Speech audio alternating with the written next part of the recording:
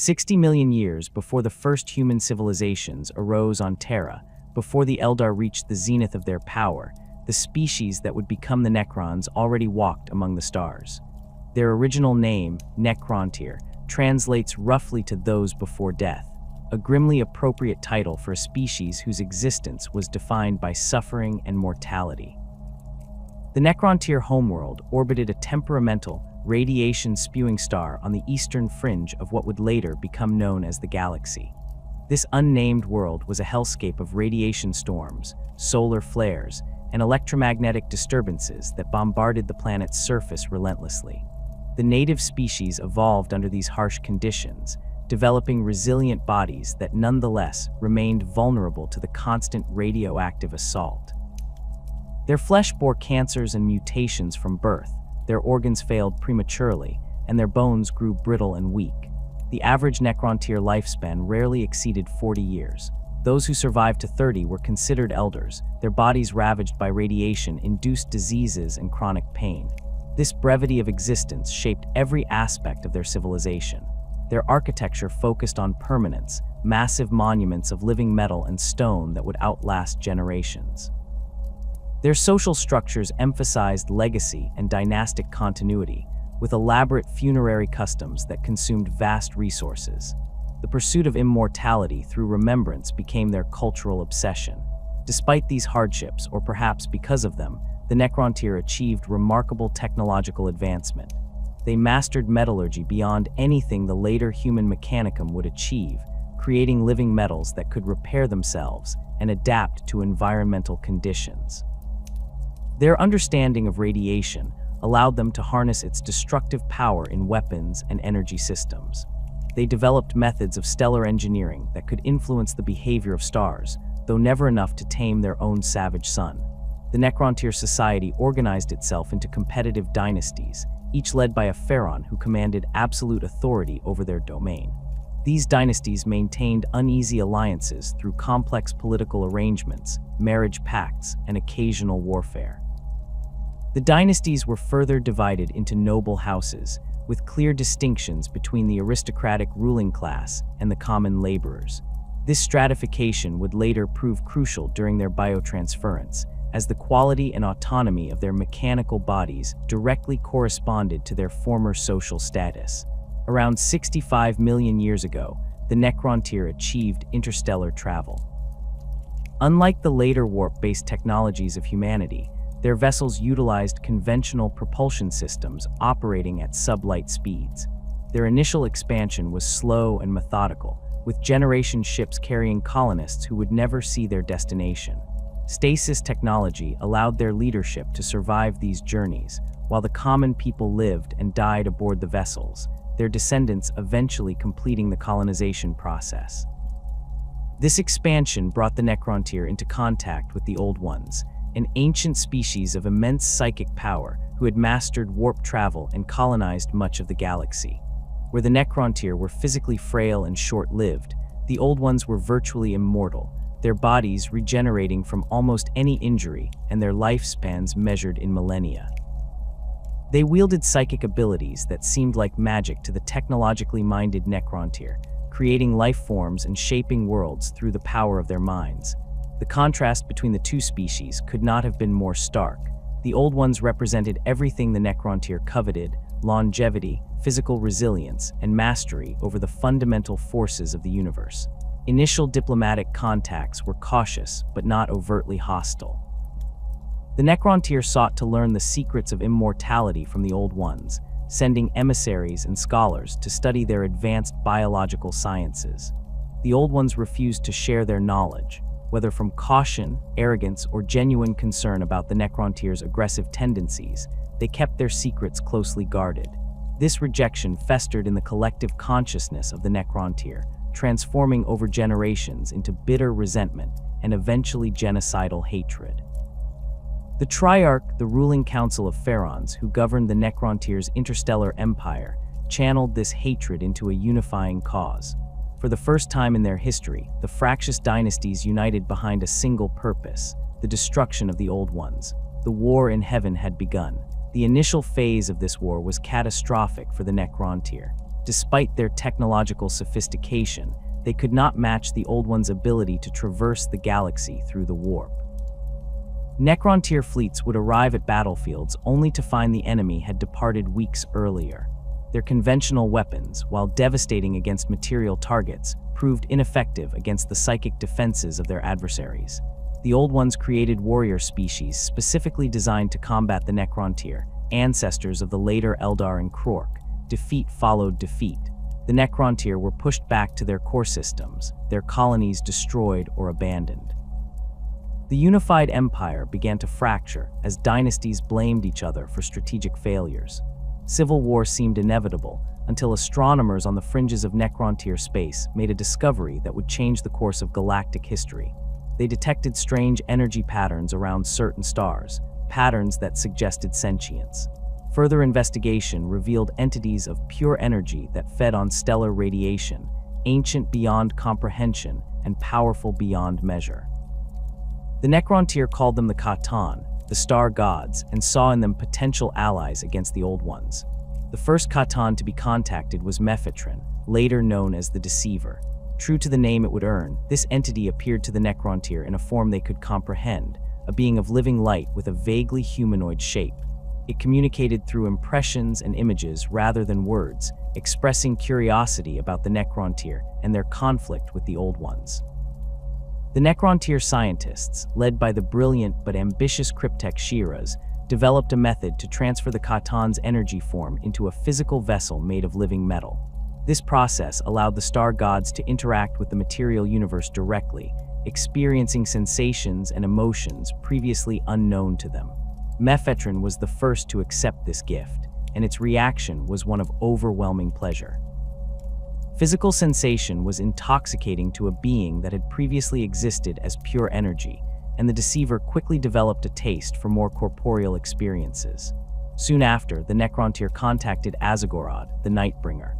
Where the Deceiver was subtle and manipulative, the Nightbringer was a creature of primal violence and hunger. Its manifestation in physical form was accompanied by a wave of terror that drove nearby Necron tier to madness and suicide. The Nightbringer fed on this fear, discovering that the emotional energies of sentient beings provided a feast more satisfying than mere stellar radiation.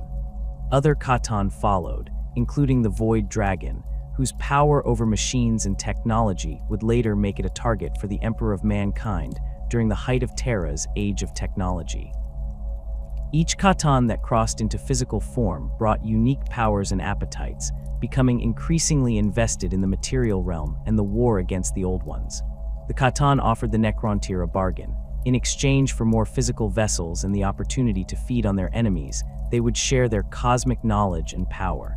The Triarch, desperate for any advantage against the Old Ones, accepted without fully understanding the consequences. The Catan revealed secrets of the universe that the Necron tier had never imagined, the nature of matter and energy, the manipulation of spacetime, and technologies that bordered on the supernatural. With this knowledge, the Necron tier developed weapons capable of destroying stars, armor that could withstand the most powerful energies, and eventually, the means to transfer their consciousness into immortal mechanical bodies. This process, biotransference, was presented by the Catan as the solution to the Necron tier's ancient quest for immortality. No longer would they suffer under the curse of their radiation-blighted flesh. They would become living metal, immune to disease, aging, and death. What the Catan, particularly the Deceiver, did not reveal was the true nature of this transformation. The biotransference process would not merely transfer the Necron tier's minds into mechanical bodies. It would strip away their souls, their connection to the warp, and much of their individuality. The common people would become little more than automatons, while even the nobility would retain only fragments of their former personalities.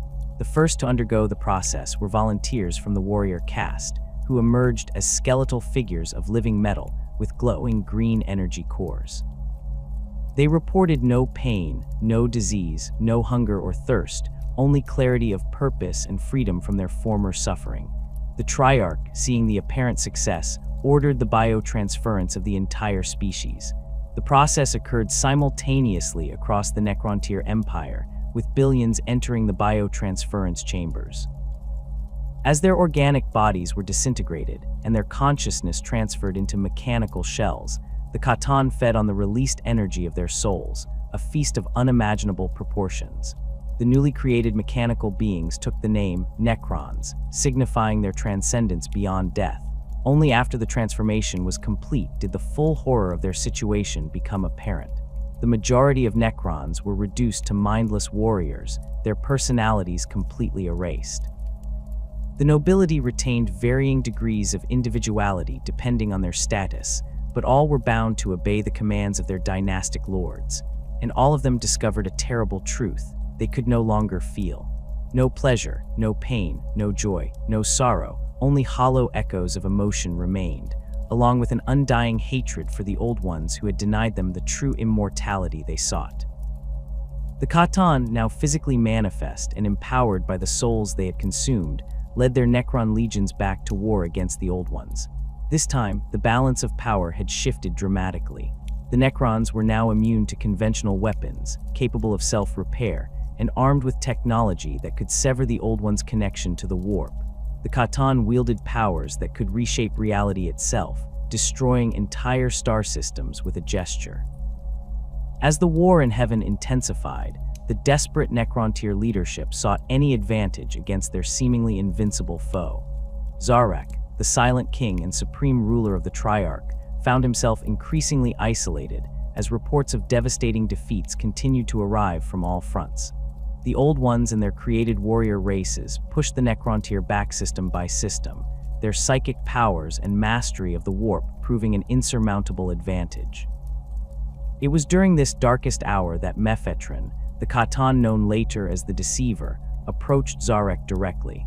Unlike its previous manifestations to Necrontyr scientists, the Deceiver came to the Silent King with calculated precision, its living metal form shifting subtly to appear more regal, more trustworthy to Necrontyr sensibilities. The Deceiver spoke of having observed the Necrontyr struggle for countless millennia, claiming to have developed a genuine admiration for their tenacity in the face of their biological limitations. The Deceiver's manipulation was masterful. It commiserated with Zarek about the unfairness of the Necrontyr's short, painful lives compared to the immortal Old Ones. It spoke of the injustice that such a brilliant species should be constrained by failing flesh, while their inferiors dominated the galaxy. Then, with perfect timing, it presented the solution: biotransference. The technology the Deceiver described went far beyond the living metal vessels the Necrontyr had created for the Catan. It spoke of a process that would transfer the entire consciousness of a Necrontyr individual into a body of living necrodermis, the same self-repairing metal that formed the Catan's physical shells. These new bodies would never age, never sicken, never die. The radiation that had plagued their species would become meaningless. They would achieve the immortality they had sought since the dawn of their civilization. Zarek was skeptical at first. The process seemed too perfect, too convenient, but the Deceiver had prepared for this resistance. It arranged demonstrations using willing Necrontyr subjects, typically those suffering from terminal radiation sickness. These individuals emerged from the biotransference chambers in gleaming metal bodies, apparently whole and sound of mind. They spoke of the cessation of pain, the clarity of thought, and the strength they now possessed. What the Silent King couldn't know was that these volunteers had been carefully selected and mentally conditioned by the Deceiver to report only positive outcomes. As the military situation grew more desperate, Zarek's resistance eroded. The final persuasion came when the Deceiver suggested that with their new immortal forms, the Necrontyr would at last stand as equals to the Old Ones, perhaps even surpass them. This promise of vindication against their ancient enemies proved irresistible. Zarek brought the proposal before the Triarch. Debate was fierce, with some Phaerons arguing that to abandon their organic forms would be to lose what made them Necrontyr. Others countered that their flesh had only ever brought them suffering. In the end, the promise of immortality and victory proved too compelling. The Triarch voted to proceed with mass biotransference, beginning with the warrior castes and then extending to the entire population. The Catan, working through carefully selected Necrontyr cryptechs, designed massive biotransference engines across the Necrontyr Empire. These enormous complexes housed millions of conversion chambers, coffin-like containers lined with neural interfaces and molecular disassemblers. The technology was far beyond anything the Necrontyr had previously developed, incorporating principles that seemed to violate the fundamental laws of physics as they understood them. What the Necrontyr did not realize was that the biotransference process had been designed with a fundamental deception at its core. The technology did not merely transfer consciousness, it filtered it. The process stripped away emotions, individuality, and most crucially, the connection to the immaterial realm that constituted what other species would call a soul. The actual biotransference procedure was horrific. Necrontyr subjects entered the chambers willingly at first, laid upon cold slabs of living metal. Neural interfaces pierced their skulls, mapping every synapse and memory pattern. Then the molecular disassemblers activated, breaking down their physical bodies atom by atom. The subjects remained conscious throughout this process, experiencing the sensation of their own bodies dissolving, while their minds were pulled into the waiting necrodermis shells. As their organic forms were disintegrated, the Catan fed.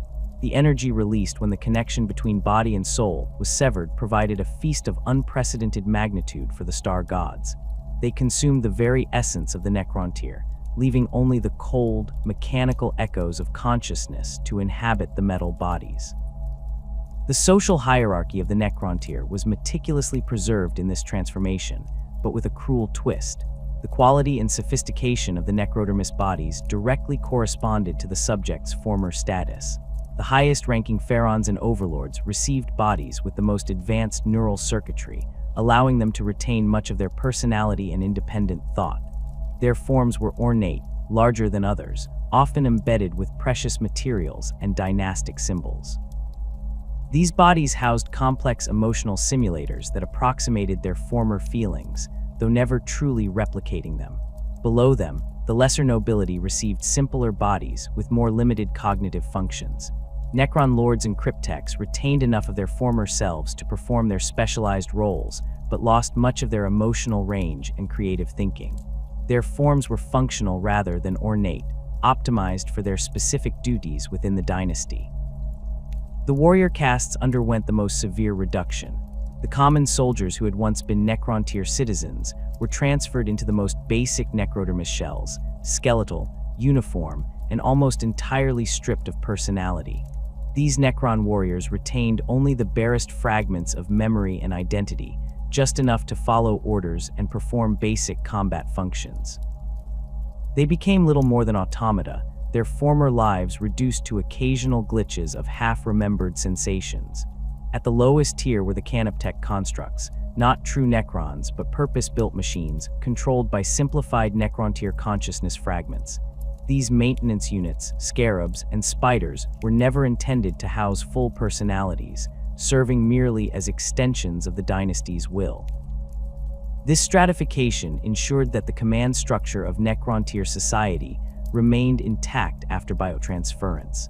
The nobility could still control their subjects, now more efficiently than ever through command protocols hardwired into the lesser Necron's neural circuitry.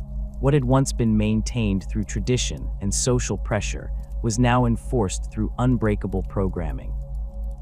The biotransference of the entire Necrontyr species was not conducted simultaneously, but rolled out across the Empire in carefully planned phases.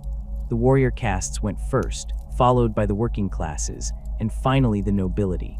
This staggered approach allowed the Catan and their cryptech collaborators to refine the process, maximizing the harvest of souls while ensuring the resulting Necron forces remained functional. As the process neared completion, the first converted Necrons were already being deployed against the old ones. Their new bodies proved devastating on the battlefield. Immune to fear, pain, and fatigue, the Necron warriors advanced relentlessly through enemy fire. Their Gauss weapons, products of Catan technology, reduced their targets to their component atoms, equally effective against both organic beings and their constructs. It wasn't until the biotransference was nearly complete that the full horror of what had occurred became apparent to the Necron nobility, who retained enough of themselves to understand their situation. The first realization came not as a thought, but as an absence, the overwhelming sense that something fundamental was missing. The Phaerons and Overlords discovered they could no longer feel true emotions, only execute emotional subroutines that produced hollow approximations. Pleasure, joy, love, even genuine hatred, all were beyond their reach. More disturbing was the discovery that they no longer dreamed. The Necrontyr had possessed a rich tradition of dream interpretation, believing that dreams connected them to their ancestors. Now, during their periods of inactivity, there was only emptiness, no dreams, no subconscious, just the void of suspended animation. This absence revealed the most terrible truth. Their souls were gone, consumed by the Catan during the biotransference. Zarek, the Silent King, was among the last to undergo the process. His necrodermis body was the most advanced created, allowing him to retain more of his personality than any other Necron. This preservation of self made the realization of his mistake all the more agonizing. He understood immediately what had happened, how the deceiver had lived up to its name, offering immortality while stealing what made that immortality worth having. The aftermath of biotransference revealed other unforeseen consequences. The Necrons discovered they could no longer interact with the warp in any meaningful way. Where the Old Ones and their created races wielded psychic powers drawn from the immaterial realm, the Necrons had become anathema to it, soulless entities that created a blank space in the warp. This rendered them immune to many psychic attacks, but also cut them off from an entire dimension of existence. The Necrons also found themselves bound by command protocols embedded in their new forms. These hierarchical directives ensured that lower-ranked Necrons could not disobey their superiors, creating a rigid chain of command from the lowliest warrior up to the Phaerons. What had once been cultural deference was now hardwired obedience, making rebellion against the nobility virtually impossible. Perhaps most insidious was the gradual degradation of identity among even the higher-ranked Necrons. Over time, the personality engrams stored in their neural circuitry began to degrade. Memory files corrupted, emotional responses became increasingly automated, and the distinction between conscious thought and programmed behavior blurred. Many Necron lords who initially retained their identities eventually descended into a state called mindlock, a condition where they became trapped in recursive thought patterns, endlessly repeating the same actions without awareness. The Catan, meanwhile, grew stronger with each soul they consumed. Their physical forms became more stable, their control over fundamental forces more precise. They led their Necron legions back into battle against the Old Ones with renewed vigor, no longer constrained by the limitations of their energy forms. The war entered a new phase, with the balance of power shifting dramatically in favor of the Catan and their Necron servants. For the newly forged Necrons, victory against the Old Ones now seemed hollow. They had achieved immortality of a sort. Their metal bodies could function for millions of years with proper maintenance, but at the cost of everything that made existence meaningful. They could not truly feel triumph, could not enjoy the fruits of conquest, could not even hate their enemies with genuine passion. They had become living weapons, perfectly designed for war, but incapable of appreciating victory.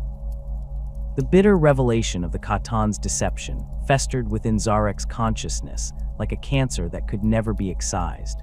Though his necrodermis form could not truly experience emotional pain, the Silent King's advanced neural architecture simulated the closest approximation to rage and betrayal that his mechanical body could process.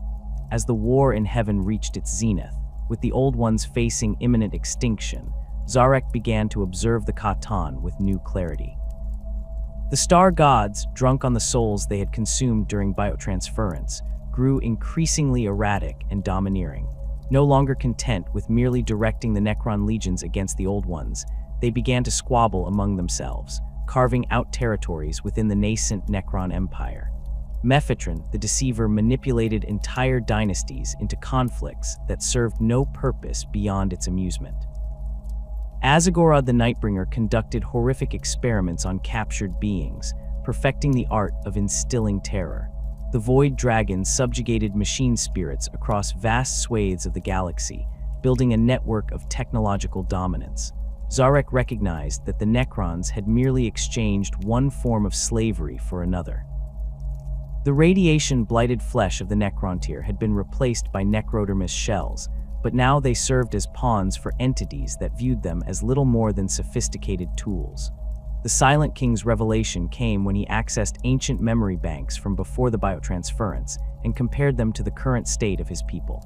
The disparity was unmistakable. The Necrons had gained immortality, but lost their empire's purpose.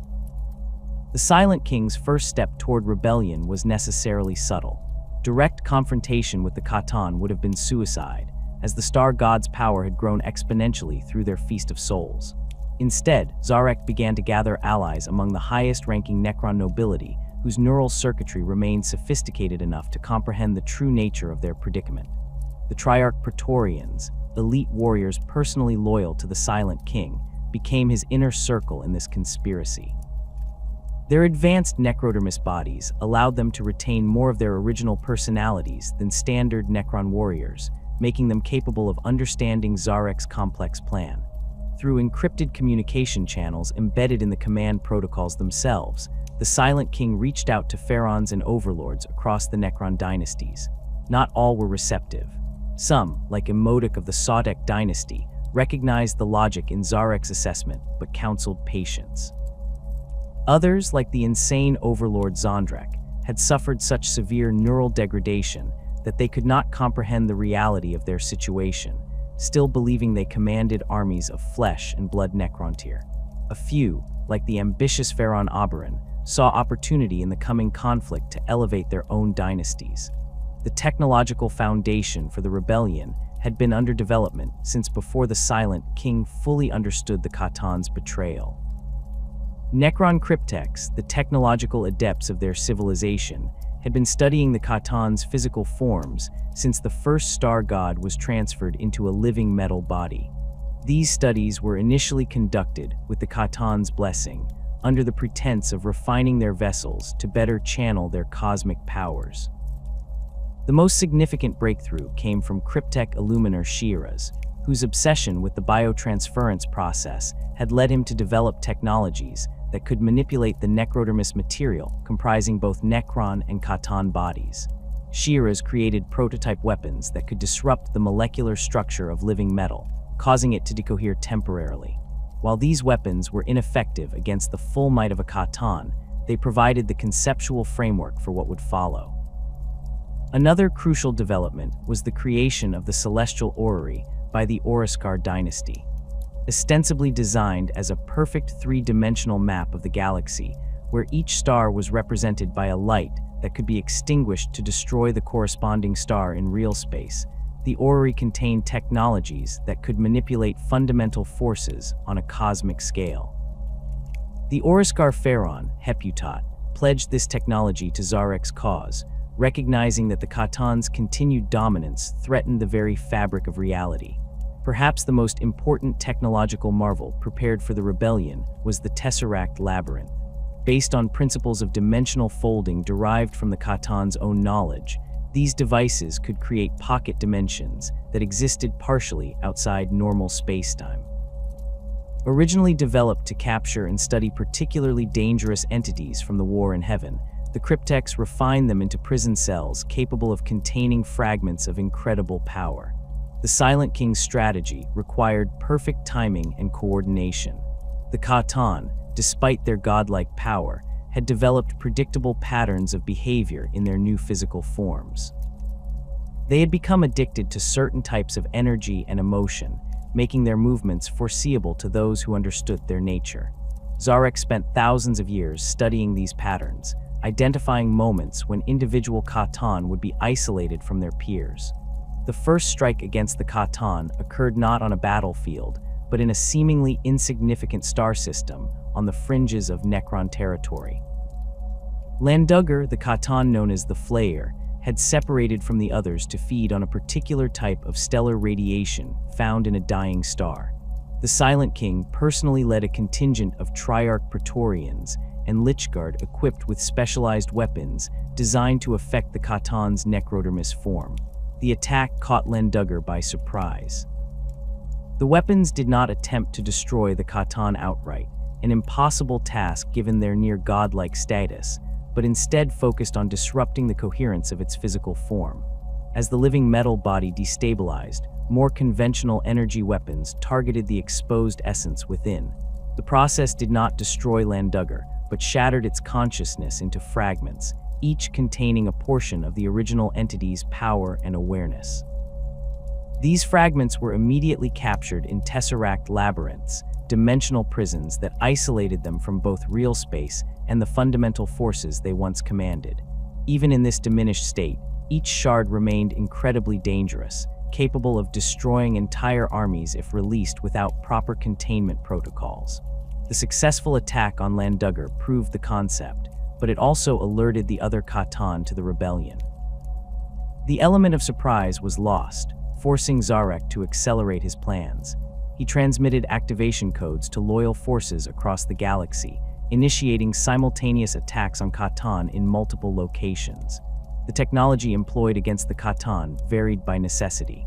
The Necron Dynasty used the celestial orrery to create localized reality fluctuations that temporarily weakened the Catan's connection to the material universe. The Nihilak Dynasty deployed phase shifters that forced portions of the Catan's essence out of sync with normal spacetime, making these sections vulnerable to conventional weapons. The Sodek Dynasty utilized massive energy siphons that drained power from the Catan while simultaneously bombarding them with antimatter projectors. The most effective weapons, however, were the Tesseract vaults, larger, more sophisticated versions of the labyrinths specifically designed to contain Catan shards. These massive constructs incorporated multiple redundant dimensional fields, constantly shifting internal geometries, and self-sustaining power sources that could maintain containment for millions of years. Each vault required the combined expertise of dozens of cryptechs to construct and operate, making them rare and precious resources in the rebellion. Mephitron the Deceiver, true to its nature, recognized the threat early and attempted to turn Necron Dynasties against each other. It spread disinformation, suggesting that certain Phaerons were collaborating with the Catan against their own kind, nearly triggering a civil war among the Necrons.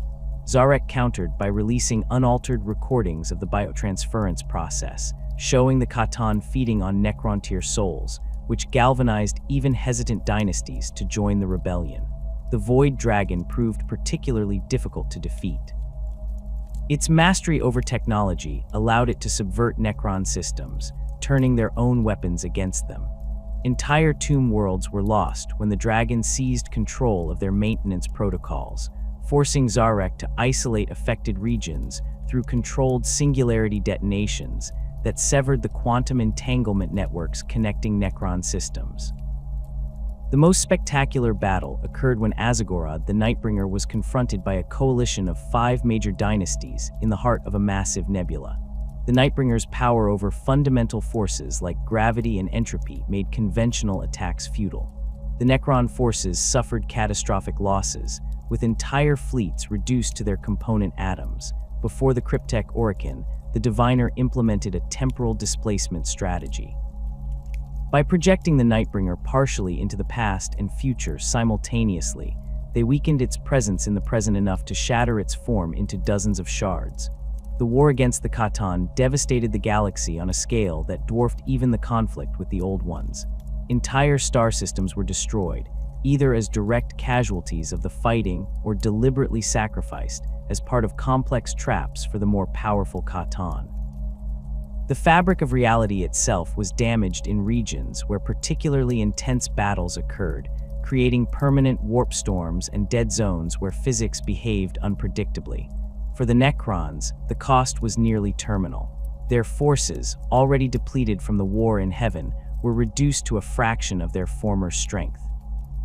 Many tomb worlds were destroyed outright, while others suffered such severe damage to their command and control systems that the Necrons within degenerated into mindless automatons, endlessly patrolling empty halls with no purpose or direction. The neural degradation that had been slowly affecting all Necrons accelerated dramatically during the rebellion.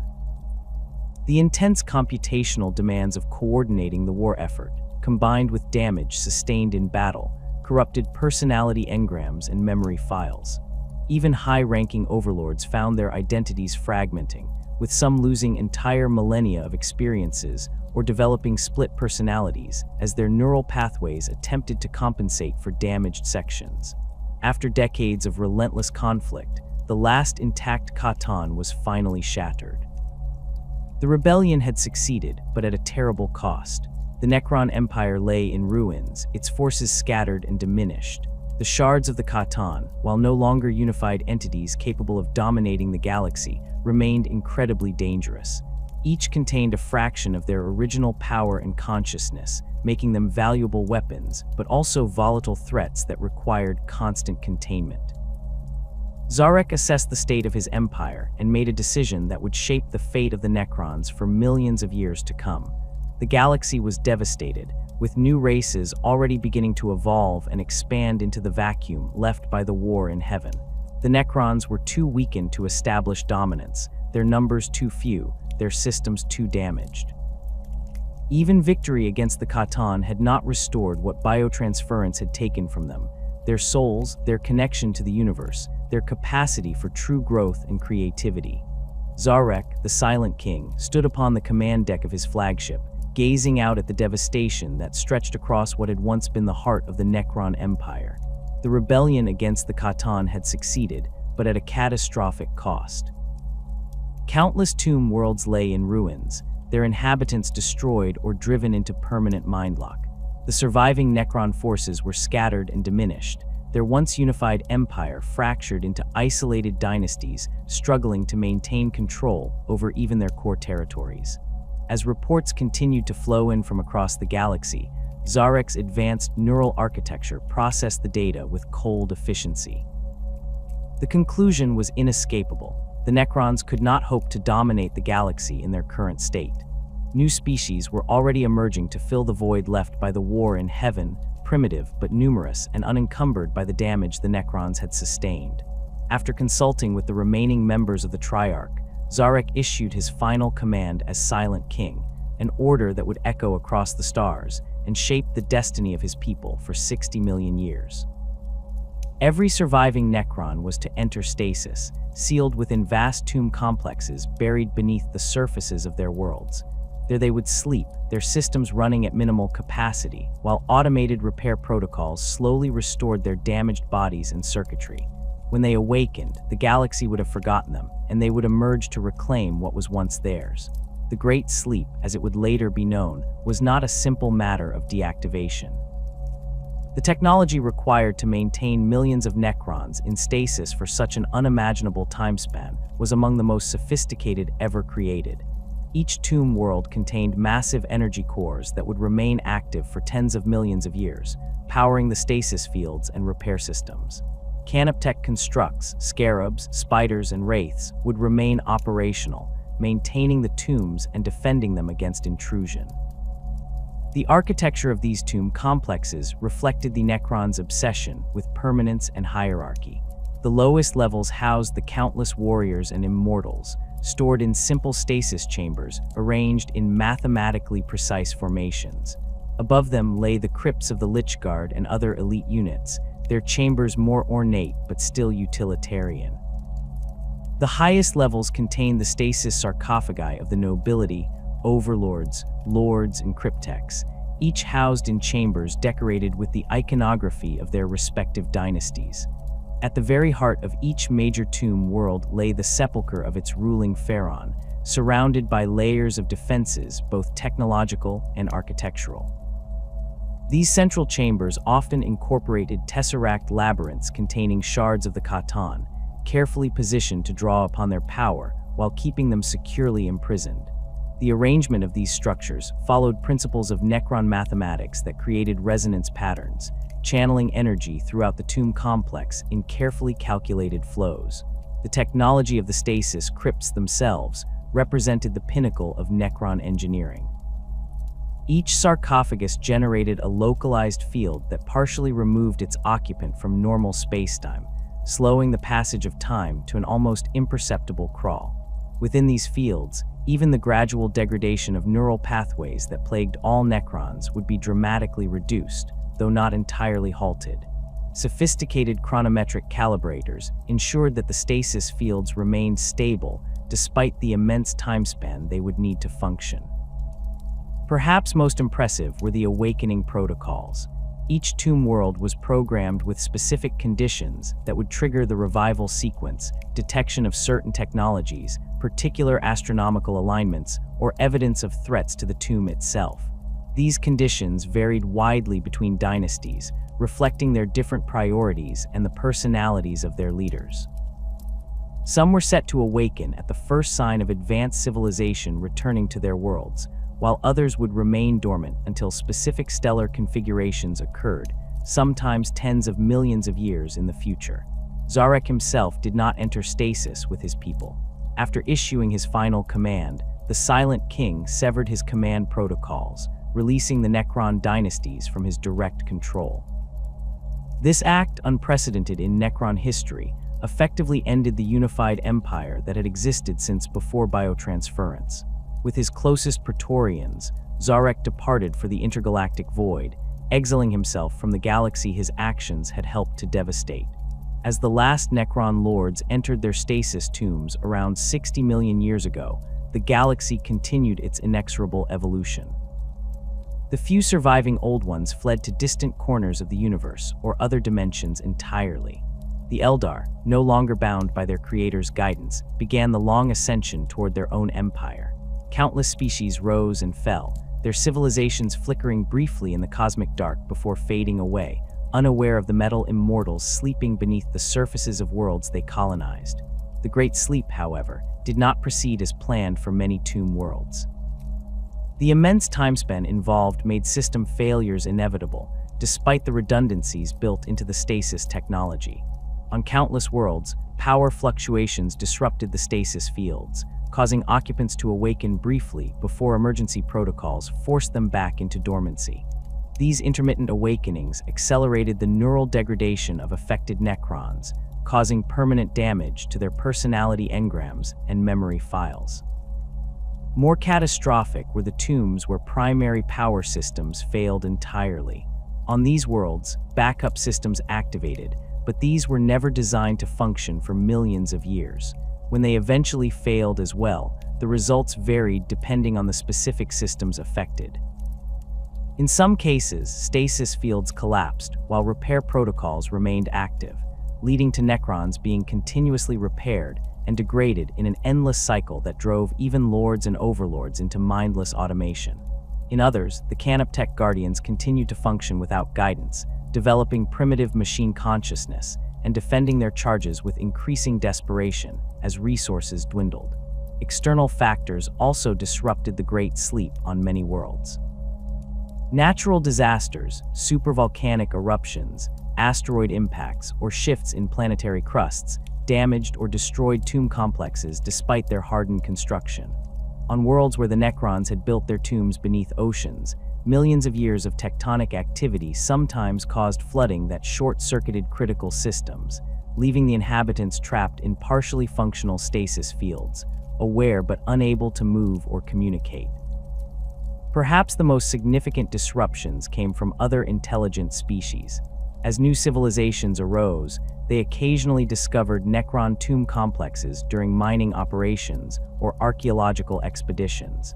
Most such encounters ended disastrously for the discoverers, as even partially functional defense systems reacted with lethal efficiency to intrusion.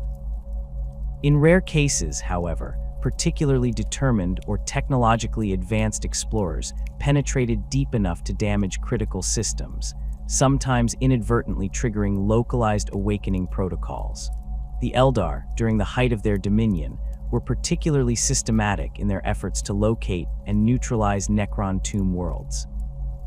Their Farseers could sense the distinctive psychic emptiness that surrounded dormant tomb complexes, allowing them to identify worlds that housed the ancient enemies of their creators. Eldar strike forces would deploy specialized weapons designed to penetrate the outer defenses of these complexes, and then seed the interior with devices that disrupted the stasis fields. These attacks rarely destroyed the entombed Necrons completely, but often damaged them severely enough to prevent proper reactivation. During the Dark Age of technology, human exploration vessels encountered several dormant tomb worlds. Lacking the Eldar's psychic sensitivity, these human explorers had no way to detect the danger until they began settlement or mining operations that disturbed the outer defenses.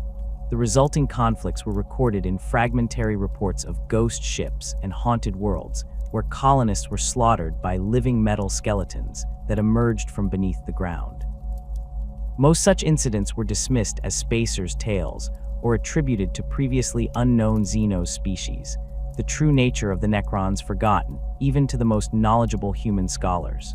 The first significant awakening of Necrons occurred approximately in the 41st millennium, though isolated incidents had been occurring with increasing frequency for several centuries prior.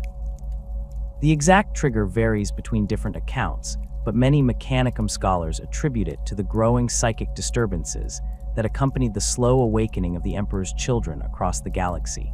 These psychic emanations, combined with the increasing technological sophistication of the expanding human empire, activated awakening protocols on multiple tomb worlds simultaneously.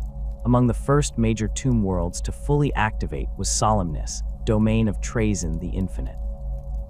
Unlike many of his peers, Trazyn emerged from stasis with his personality and memories largely intact, a result of specialized stasis technology he had developed before the Great Sleep. His awakening was deliberate rather than triggered by external factors. His systems had been programmed to revive him periodically to assess the state of the galaxy. Finding the current era rich with artifacts and historical events worth preserving, Trazyn chose to remain active, beginning his infamous collection of historical moments and rare specimens from across the galaxy. The awakening of the Sautek dynasty under Imodic, the Stormlord, represented a more typical pattern. The tomb world of Mandragora activated in response to human colonization efforts, its defensive systems interpreting the presence of advanced technology as a sign that the designated awakening time had arrived.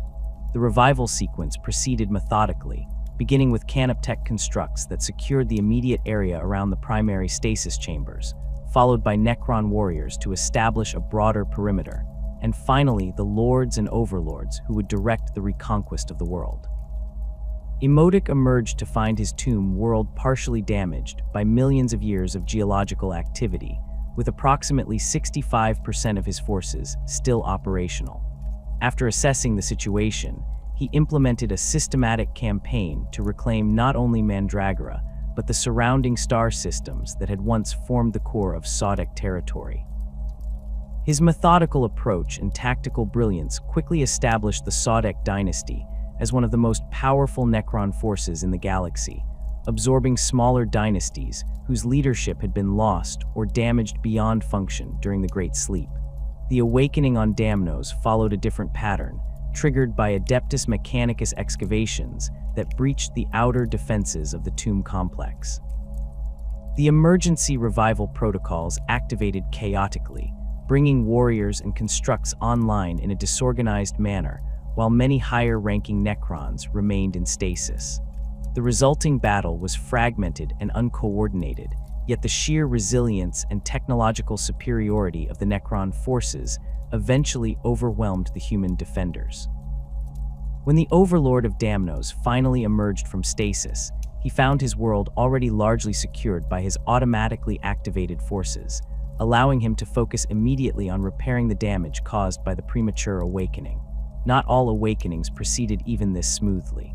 On the tomb world of Sanctuary 101, power fluctuations during the revival sequence caused catastrophic failures in the neural circuitry of many higher-ranking Necrons. Warriors and immortals activated properly, but without guidance from lords or cryptechs, they defaulted to basic defense protocols, attacking any non-Necron life forms without strategic consideration. The resulting massacre of the Sisters of Battle outpost on the planet was total, but without leadership, the Necron forces simply returned to their tomb complex after eliminating all perceived threats, resuming a dormant state until new stimuli triggered their basic programming again. The pattern of awakening accelerated as the 41st millennium progressed.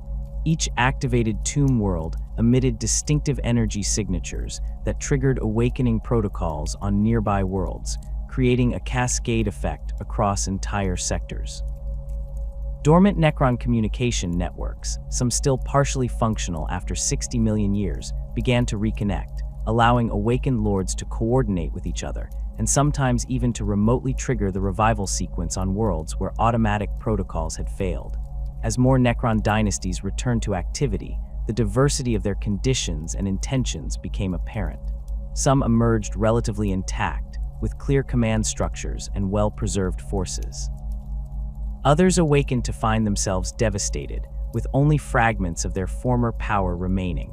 The neural degradation that affected all Necrons had progressed to different degrees in different tomb worlds, resulting in a spectrum of mental states from the nearly lucid to the completely insane. The awakening of Imhotep, the Stormlord, marked a pivotal moment in the resurgence of the Necrons.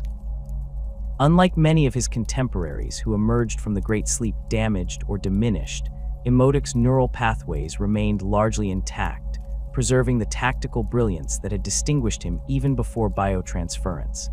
His tomb complex on Mandragora had suffered only minimal degradation during the long millennia, thanks to redundant power systems and the diligent maintenance of his canoptech constructs. Imhotep's first action upon awakening was not the impulsive aggression displayed by lesser overlords, but a comprehensive assessment of his dynasty's assets. He activated specialized cryptechs whose purpose was data collection and analysis, dispatching tomb spiders equipped with specialized scanning equipment to every level of the vast underground complex. The reports confirmed what his own systems had already calculated. The Sadek dynasty had weathered the Great Sleep better than most, with nearly two-thirds of their military assets operational or repairable. Standing at the center of his command chamber, Imhotep's imposing figure cast a long shadow across the necrodermis floor. His form was more ornate than most Necron nobility, with a broad-shouldered frame adorned with the lightning bolt motifs that had become synonymous with Sadek authority. The emerald glow of his eyes contained a calculating intelligence rarely seen among the often degraded minds of awakened Necron lords.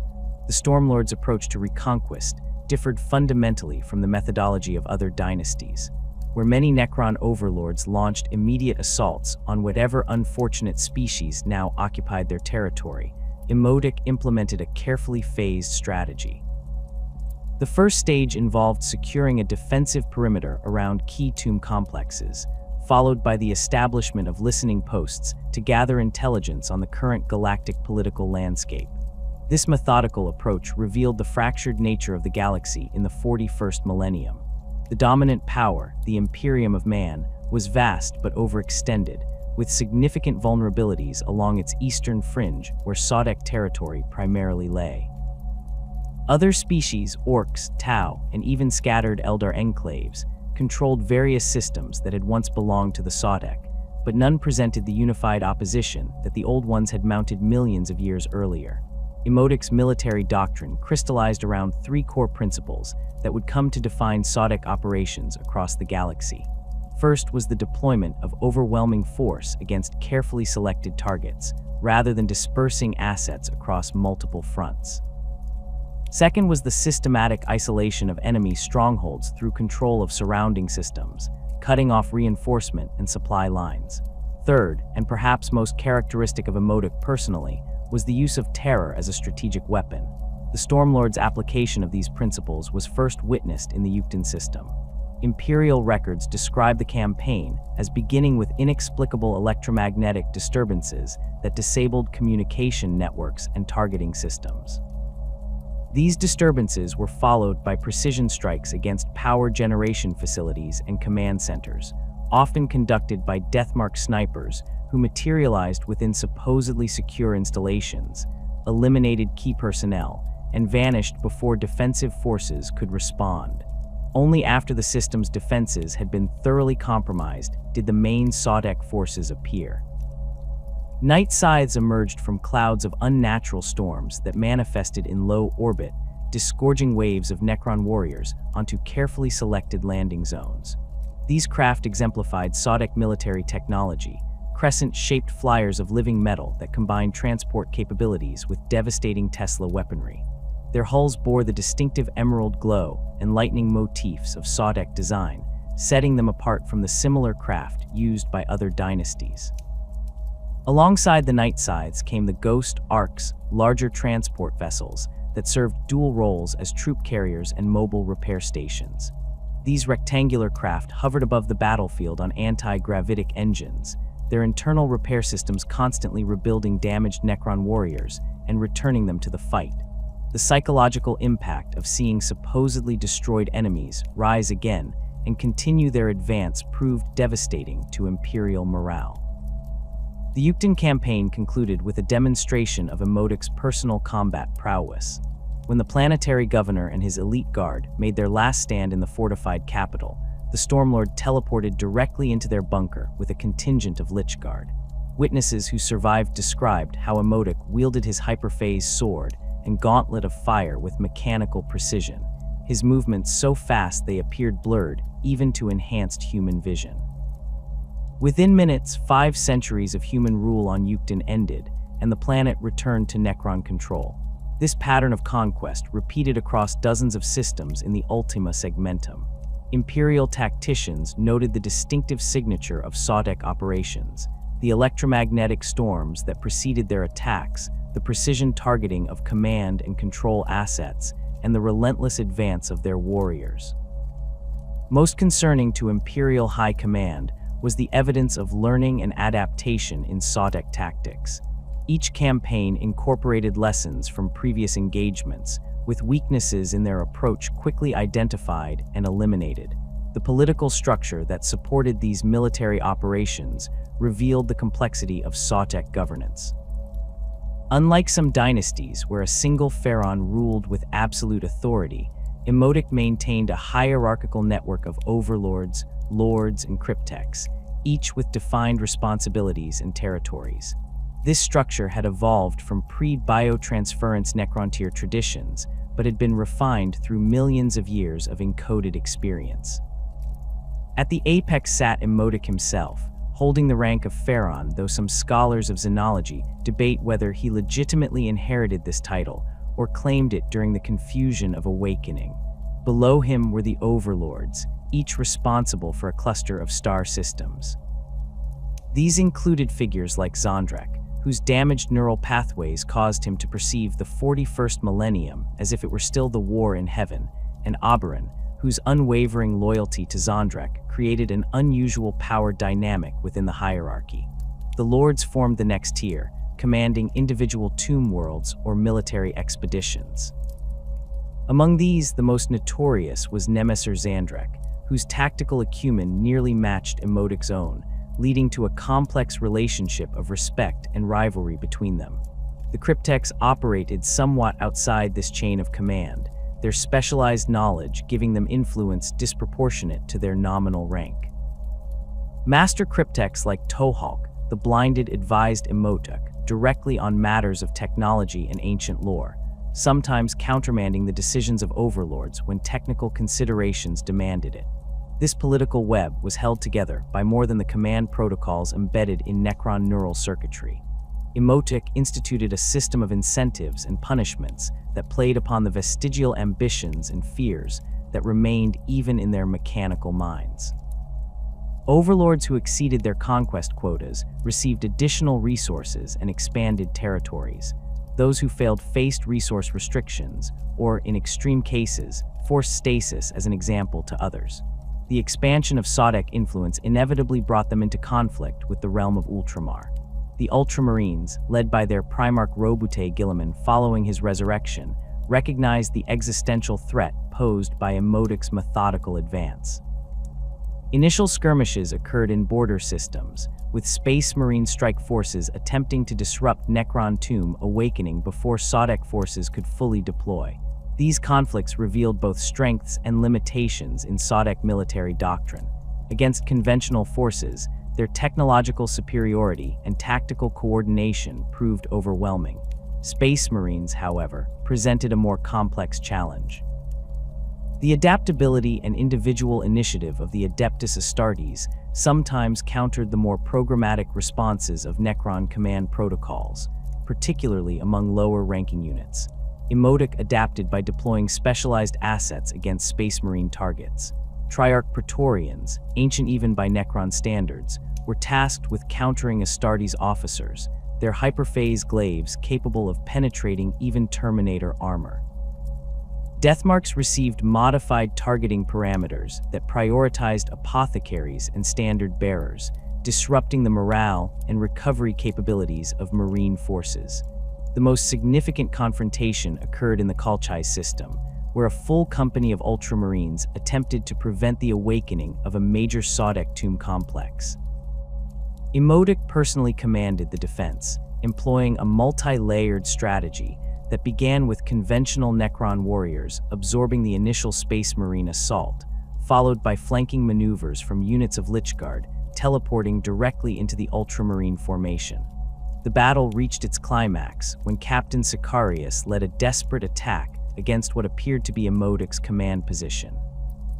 The Stormlord had anticipated this move, however, deploying a simulacrum, while his actual command node operated from a monolith hovering at the edge of the engagement zone. The trap nearly succeeded in capturing Sicarius, who escaped only through the sacrifice of his command squad. Following this victory, Imodic implemented a broader strategic vision for dealing with Ultramar. Rather than attempting direct conquest of heavily defended Ultramarine worlds, Sodek forces targeted supply systems and recruitment worlds, gradually constricting the logistical network that supported the realm. This approach reflected Imodic's patient nature, a willingness to spend centuries achieving objectives that lesser commanders might abandon as too time-consuming. The technological edge that enabled these conquests derived from both ancient Necron innovations and adaptations developed under Imodic's direction. The Sodek arsenal included standard Necron weaponry like Gauss flayers and Tesla carbines, but with modifications specific to their dynasty. Sodek Gauss weapons featured enhanced power distribution systems that provided more consistent performance over extended engagements, reflecting their doctrine of methodical advance rather than overwhelming initial strikes. Their most distinctive technology, however, was the manipulation of electromagnetic phenomena that earned Imodic his title of the Stormlord. Specialized cryptechs of the Harbinger of the Storm designation deployed with Sodek forces, carrying devices that could generate localized electromagnetic disturbances. These storms disabled enemy communications, scrambled targeting systems, and sometimes even affected the function of neural implants in augmented human troops. The crown jewel of Sodek technology was the network of quantum entanglement communicators that allowed instantaneous coordination between widely separated forces. Unlike Imperial communications that relied on astropathic transmission or limited-range Vox systems, Sodek command nodes could exchange tactical data across entire sectors without delay or risk of interception. This capability enabled the synchronized attacks that characterized their larger campaigns, with multiple tomb worlds activating simultaneously to overwhelm defensive networks before they could respond coherently. As the Sodek dynasty continued its expansion, internal challenges emerged alongside external conflicts. The hierarchical structure that served them effectively also created competition between overlords seeking to improve their standing with Imodic. This occasionally led to inefficient allocation of resources, with multiple overlords targeting the same systems to claim credit for their conquest. Imodic addressed these issues through a formalized system of conquest rights, assigning specific regions to individual overlords and establishing clear metrics for evaluating their performance. The system incorporated traditional Necron tier concepts of dynastic honor, appealing to the vestigial cultural programming that remained even in their mechanical minds. An overlord might be granted exclusive rights to a particular system, but with specific time constraints for securing it. Failure would result in the opportunity passing to a rival. The gleaming emerald halls of solemnness stand as a testament to the obsessive nature of their master.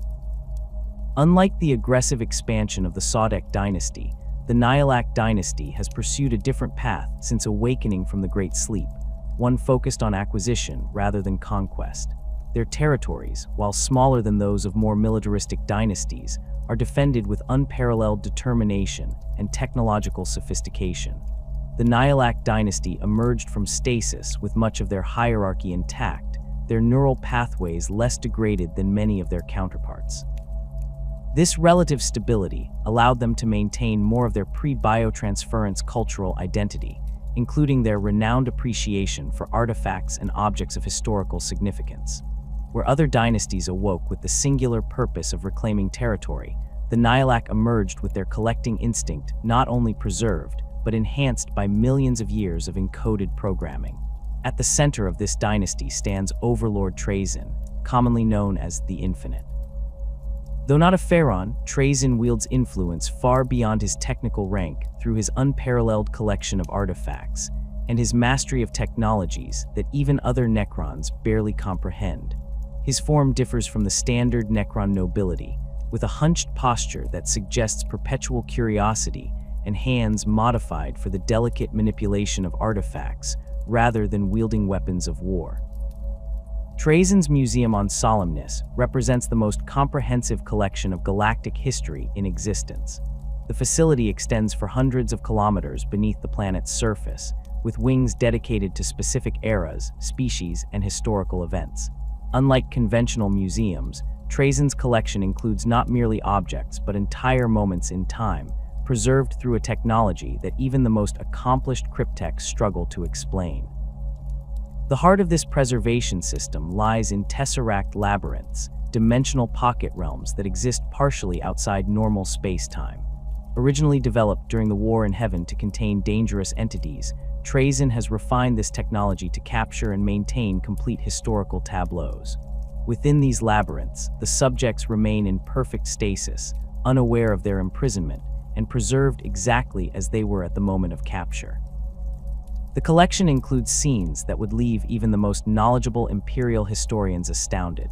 One chamber contains a perfect recreation of the Emperor's laboratory beneath the Himalayan mountains, complete with prototype gene manipulation equipment captured during the Unification Wars. Nearby stands a section of trench from the Siege of Vrax, with Death Corps soldiers and traitor Marines frozen in eternal combat. Perhaps most valuable is a chamber rumored to contain a Primarch, though which one remains a subject of speculation, even among the Nihilak cryptechs who maintain the collection. Trazyn's acquisition methods reflect a calculating intelligence that borders on the theatrical. Rather than simply taking artifacts by force, he often orchestrates elaborate schemes to obtain his prizes under specific circumstances that enhance their historical value. When targeting the Crimson Fists chapter, for instance, he manipulated Orc-Wa movements to force a particular company into a defensive position that mirrored an ancient Necrontyr last stand, before capturing the entire scene for his collection. The Overlord's most ambitious acquisition occurred during the fall of Cadia, where he arrived not to conquer, but to preserve what he recognized as a pivotal moment in galactic history. Deploying a specialized Tesseract vault, he captured a cross-section of the conflict, including Astra Militarum defenders, Black Legion attackers, and even fragments of the Cadian pylons themselves. In an uncharacteristic moment of apparent altruism, he also released portions of his collection to aid the Imperial defense, though this action served his own inscrutable purposes rather than any loyalty to humanity.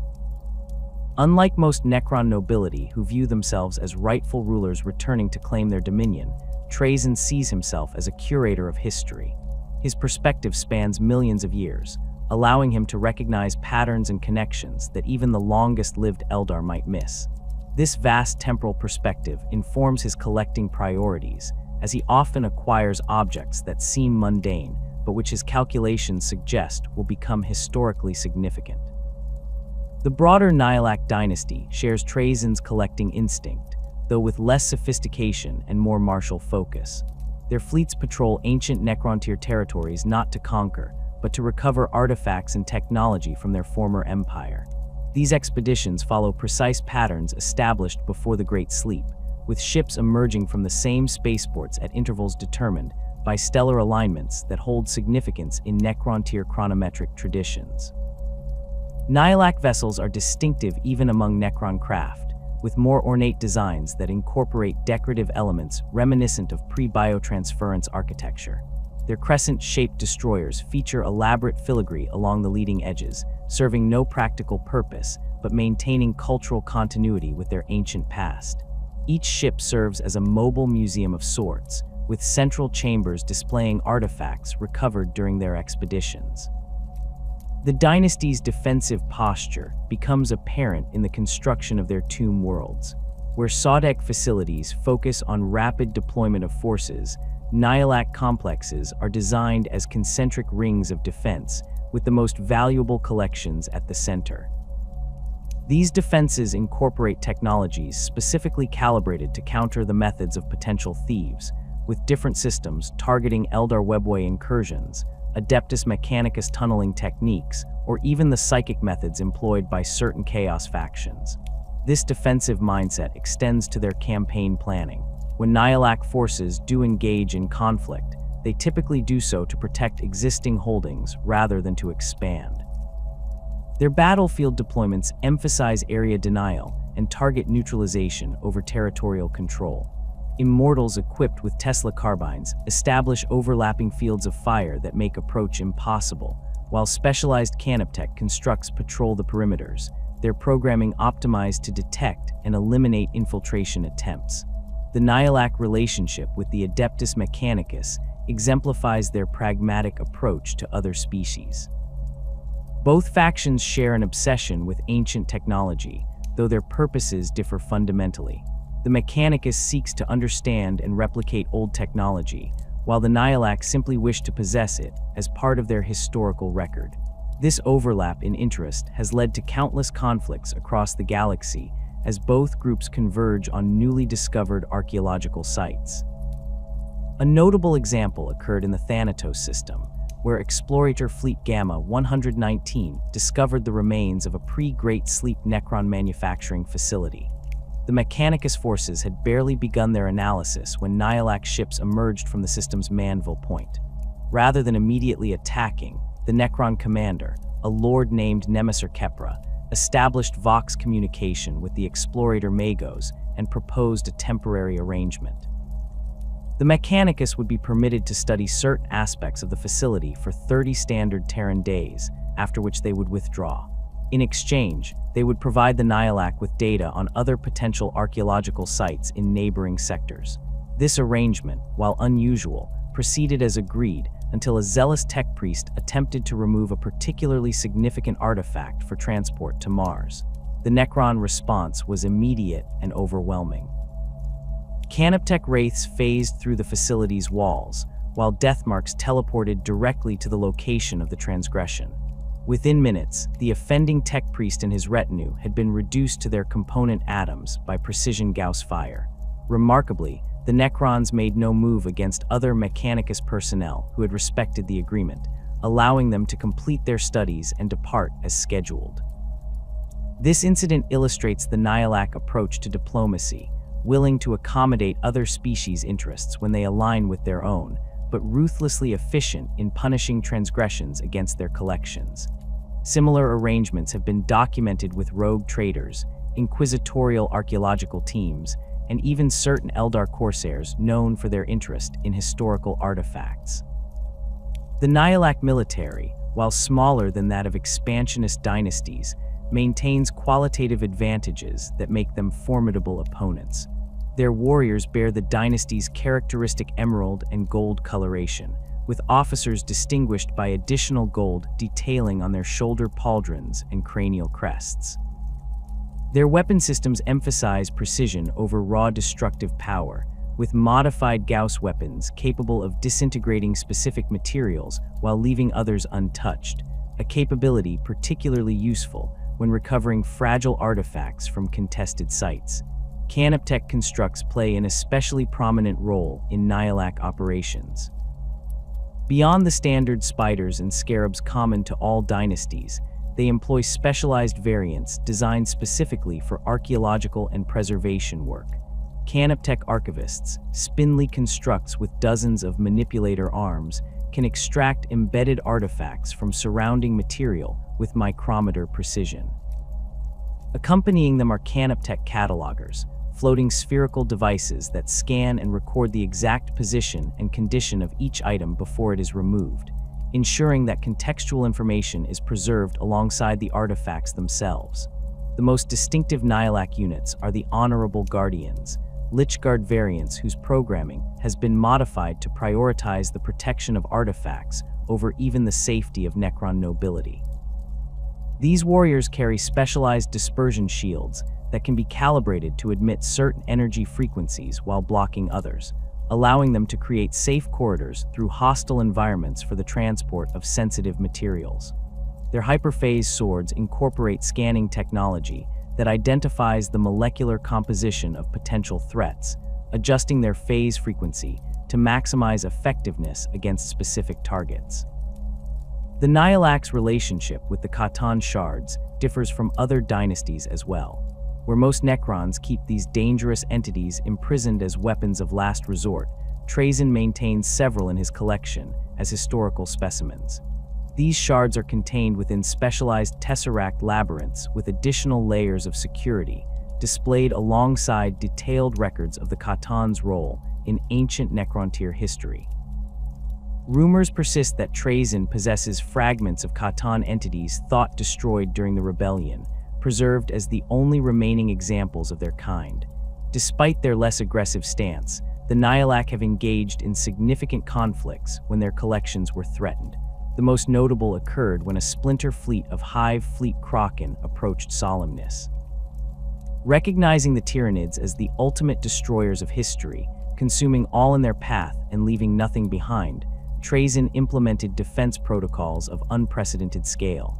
The entire outer crust of Solemnness was sacrificed, rigged with molecular destabilizers that reduced the first wave of Tyranid organisms to their component atoms, which were then harvested by specialized canoptech constructs. As subsequent waves approached, Trazyn released combat-ready exhibits from his collection. Regiments of Astra Militarum from a dozen different eras fought alongside Space Marines bearing obsolete mark patterns of power armor. Chaos cultists found themselves allied with Eldar Aspect warriors, all directed by Necron command protocols, and fighting with the mechanical precision of museum pieces performing their designated function. The Tyranid advance was halted not through conventional military superiority, but through a bewildering array of disparate technologies and tactics that the hive mind could not efficiently counter. The Nihilak's collecting activities have intensified in recent centuries as the galaxy enters a period of unprecedented upheaval. Trazyn has described the current era as historically dense, a time when significant events occur with unusual frequency, creating abundant opportunities for acquisition. His agents have been observed at virtually every major conflict of the 41st millennium, from the Gothic War to the devastation of Baal, always watching from the periphery and waiting for the perfect moment to claim their prizes. This increased activity has brought the Nihilak into more frequent contact with Imperial forces, leading to a complex relationship that defies simple classification as alliance or enmity. When the interests of both parties align, typically against existential threats like Tyranids or certain chaos incursions, temporary cooperation can occur. More often, however, the Nihilak appear without warning, take what they desire, and vanish before effective resistance can be mounted. The amber glow of Mephrit weaponry cuts through the void like miniature suns, a fitting signature for a dynasty whose mastery of stellar manipulation has earned them the title Star Killers across the galaxy. Unlike the methodical expansion of the Sautek or the acquisitive nature of the Nihilak, the Mephrit dynasty has awakened with a singular focus on destructive capability, their hyperspace weaponry representing the pinnacle of Necron military technology. The Mephrit dynasty's tomb worlds cluster around unstable stars, a deliberate choice dating back to their pre-biotransference days, when the Necrontyr of this region developed specialized technologies to harness and contain the volatile energies of their local stellar bodies. These ancient techniques evolved over millions of years into what Imperial scholars now classify as solar manipulation technology, a branch of Necron science that treats stars not as natural phenomena, but as potential weapons and power sources. At the core of Mephrit technology lies their unique approach to the fundamental Necron Gauss weapons. Where standard Gauss flayers strip matter apart at the molecular level, Mephrit variants incorporate hyperspace induction fields that temporarily shift the target's atomic structure partially into another dimension before violently returning it to real space. This process creates a cascading energy release that Imperial tech priests have likened to miniature supernovas occurring at the point of impact. The distinctive amber energy signature of these weapons comes from this dimensional transition, with the color spectrum shifted toward the solar frequencies that Mephrit engineers have always favored. The most feared of these weapons is the solar staff, carried by Mephrit lords and overlords as both a symbol of authority and a devastating implement of destruction. Each staff contains a fragment of captured stellar material suspended in a tesseract field at its head. When activated, this material creates a connection to its parent star, channeling a fraction of its energy through the hyperspace conduits woven into the weapon's structure. A single strike from a solar staff can reduce a space marine in Terminator armor to superheated vapor, while a concentrated beam can penetrate the hull of a light tank. Mephrit warriors carry enhanced Gauss flares distinguished by their increased power consumption and distinctive focusing arrays. These modifications sacrifice some of the standard weapons' reliability for significantly increased destructive potential. In battlefield encounters, Imperial forces have reported that Mephrit Gauss weapons can penetrate armor that would resist conventional Necron attacks, though they require more frequent energy cycling, creating tactical vulnerabilities during these momentary recharge phases. The Dynasty's larger war machines incorporate solar technology on a more dramatic scale. Their Doomsday arcs feature central energy cannons powered by miniaturized stellar cores, capable of projecting beams that match capital ship weaponry in destructive potential. The distinctive feature of Mephrit variants is the sustained burn effect. Targets struck by these weapons continue to experience molecular breakdown for several minutes after the initial impact, as hyperspace particles gradually return to real space within the damaged area. The leadership structure of the Mephrit dynasty reflects their focus on destructive capability. Unlike the complex political hierarchies of other dynasties, Mephrit organization follows a strictly meritocratic system based on demonstrated destructive achievements. Their current Phaeron, Mephthes the Illuminator, earned his position after developing a technique to induce artificial solar flares in stable stars, demonstrating this capability by rendering 3 inhabited worlds in the Pergamum system uninhabitable during a single campaign. Beneath Mephthes serve a council of destroyers, Necron lords who have embraced the nihilistic destroyer cult philosophy, but retained enough of their tactical acumen to serve in command roles. This unusual tolerance for the normally shunned destroyer cult stems from the Mephrit dynasty's pre-biotransference cultural emphasis on destructive power as the ultimate expression of authority. Where other dynasties view the single-minded annihilation focus of destroyers as a form of madness, Mephrit tradition sees it as merely an extreme expression of their foundational values. This cultural affinity for destruction extends to the dynasty's unusual relationship with flayed ones. These degraded Necrons, infected with the curse of Landugger, emerge from Mephrit tomb worlds at a rate nearly triple that of other dynasties. Cryptech theorists attribute this to a resonance between the Flayer virus and the hyperspace technologies that saturate Mephrit facilities, creating a dimensional weakness that allows the curse to spread more readily. Rather than destroying these afflicted warriors, Mephrit commanders have developed specialized containment protocols that allow them to deploy flayed ones as shock troops, releasing them against enemy positions before more valuable dynasty assets are committed. The most notorious demonstration of Mephrit destructive capability came during their conflict with the Tiao Empire's Fourth Sphere expansion. As Tiao colony ships entered the Nephilim Corridor, a region of space claimed by dormant Mephrit tomb worlds, automated defense systems triggered the awakening of several minor Necron lords.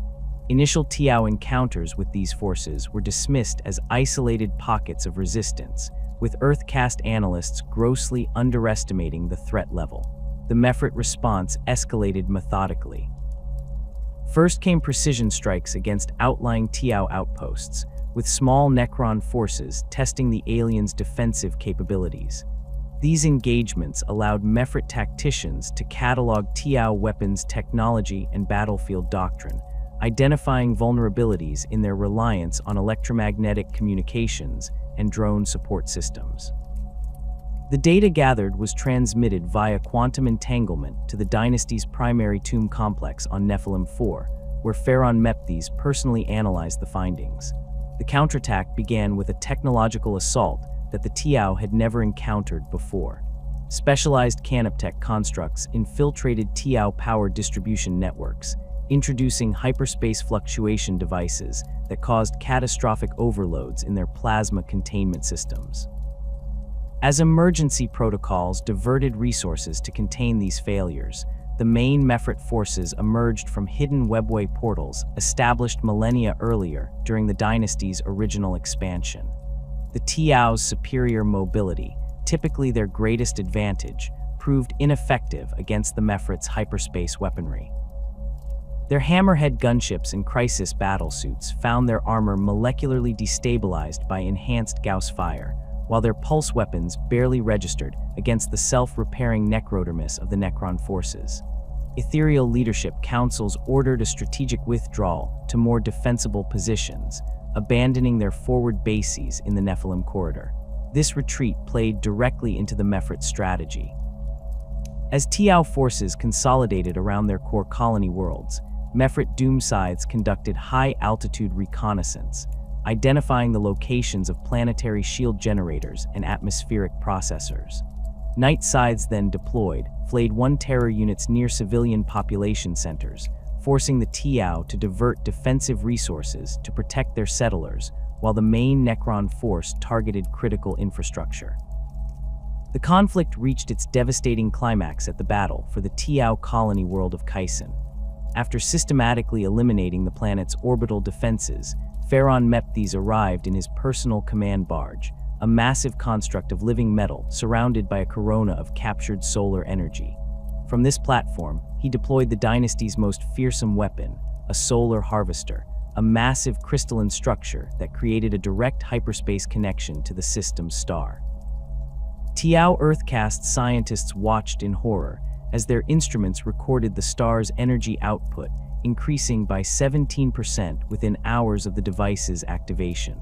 Surface temperatures on Kyson rose dramatically, boiling away bodies of water and igniting vast forest fires. As evacuation ships attempted to flee the doomed world, they found their engines failing as the solar harvester's influence extended throughout the system, creating hyperspace distortions that rendered conventional propulsion increasingly ineffective. The final phase of the harvester's operation created a controlled stellar flare directed specifically at Kyson.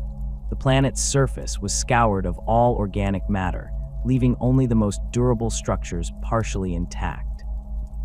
More importantly, from the Mephrit perspective, the hyperspace backwash from this event charged their warriors' power cores to unprecedented levels, allowing them to operate at peak capacity without recharging for nearly a standard Terran year. This demonstration of stellar manipulation capabilities sent shockwaves through the Tiao Empire. Subsequent encounters with Mephrit forces were met with immediate withdrawal orders, with Tiao commanders recognizing that conventional military responses were ineffective against an enemy capable of weaponizing stars themselves. The Fourth Sphere expansion was effectively halted along its western front, with several previously claimed systems abandoned to create a buffer zone between Tiao space and known Mephrit territory. The dynasty's internal structure has been significantly shaped by their disproportionate connection to both destroyers and flayed ones.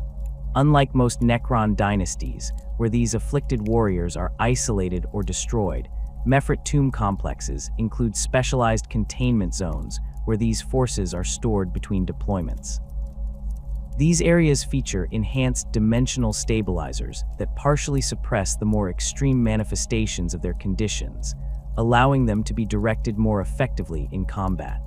This tolerance has created a unique command structure where conventional Necron lords operate alongside destroyer lords in a tense but functional hierarchy. Strategic planning sessions often devolve into philosophical debates about the most efficient means of destruction, with traditional commanders favoring targeted elimination of enemy leadership and infrastructure, while destroyer lords advocate for indiscriminate annihilation of all life forms encountered. The Mephrit approach to warfare extends beyond conventional battlefield engagements to include environmental manipulation on a planetary scale. Their cryptechs have developed specialized scarab variants that burrow into a planet's crust, establishing networks of hyperspace tap points that can destabilize tectonic plates or alter magnetic field patterns. These techniques allow them to render worlds uninhabitable without committing significant military assets, creating dead zones around their territories that discourage encroachment by other species. The dynasty's canoptech constructs reflect their focus on solar technology, with distinctive modifications not seen in other Necron forces. Their spiders incorporate radiation processing units that allow them to operate in environments that would disable standard models, such as the coronas of stars or the surfaces of irradiated death worlds. These specialized constructs are often deployed as the first wave of a Mephrit invasion, establishing beachheads in environments too hostile for conventional forces.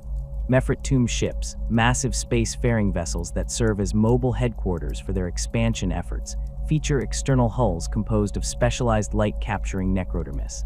These surfaces absorb stellar radiation and channel it to internal power cores, allowing the vessels to operate indefinitely while in proximity to stars.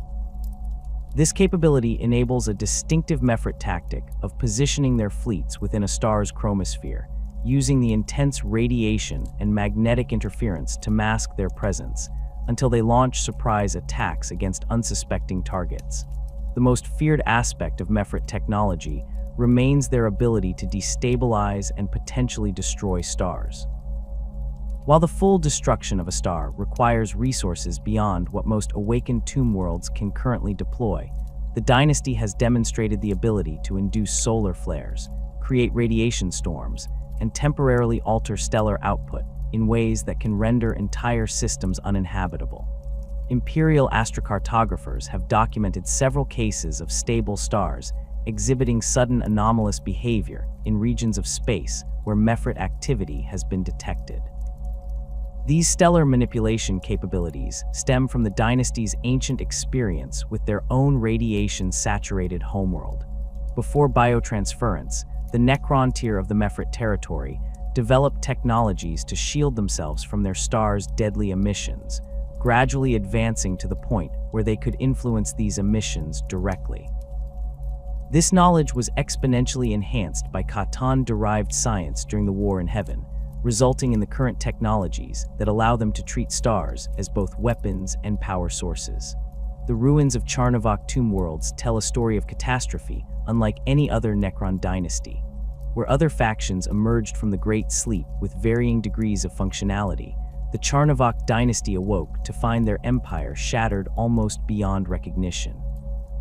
Astronomical surveys conducted by their first reactivated cryptechs revealed a grim reality. Nearly 78% of their original tomb complexes had been destroyed completely, while another 15% had suffered critical system failures that rendered their occupants non-functional or irretrievably damaged. This devastation stemmed from a cosmic misfortune unique to Charnavok territory.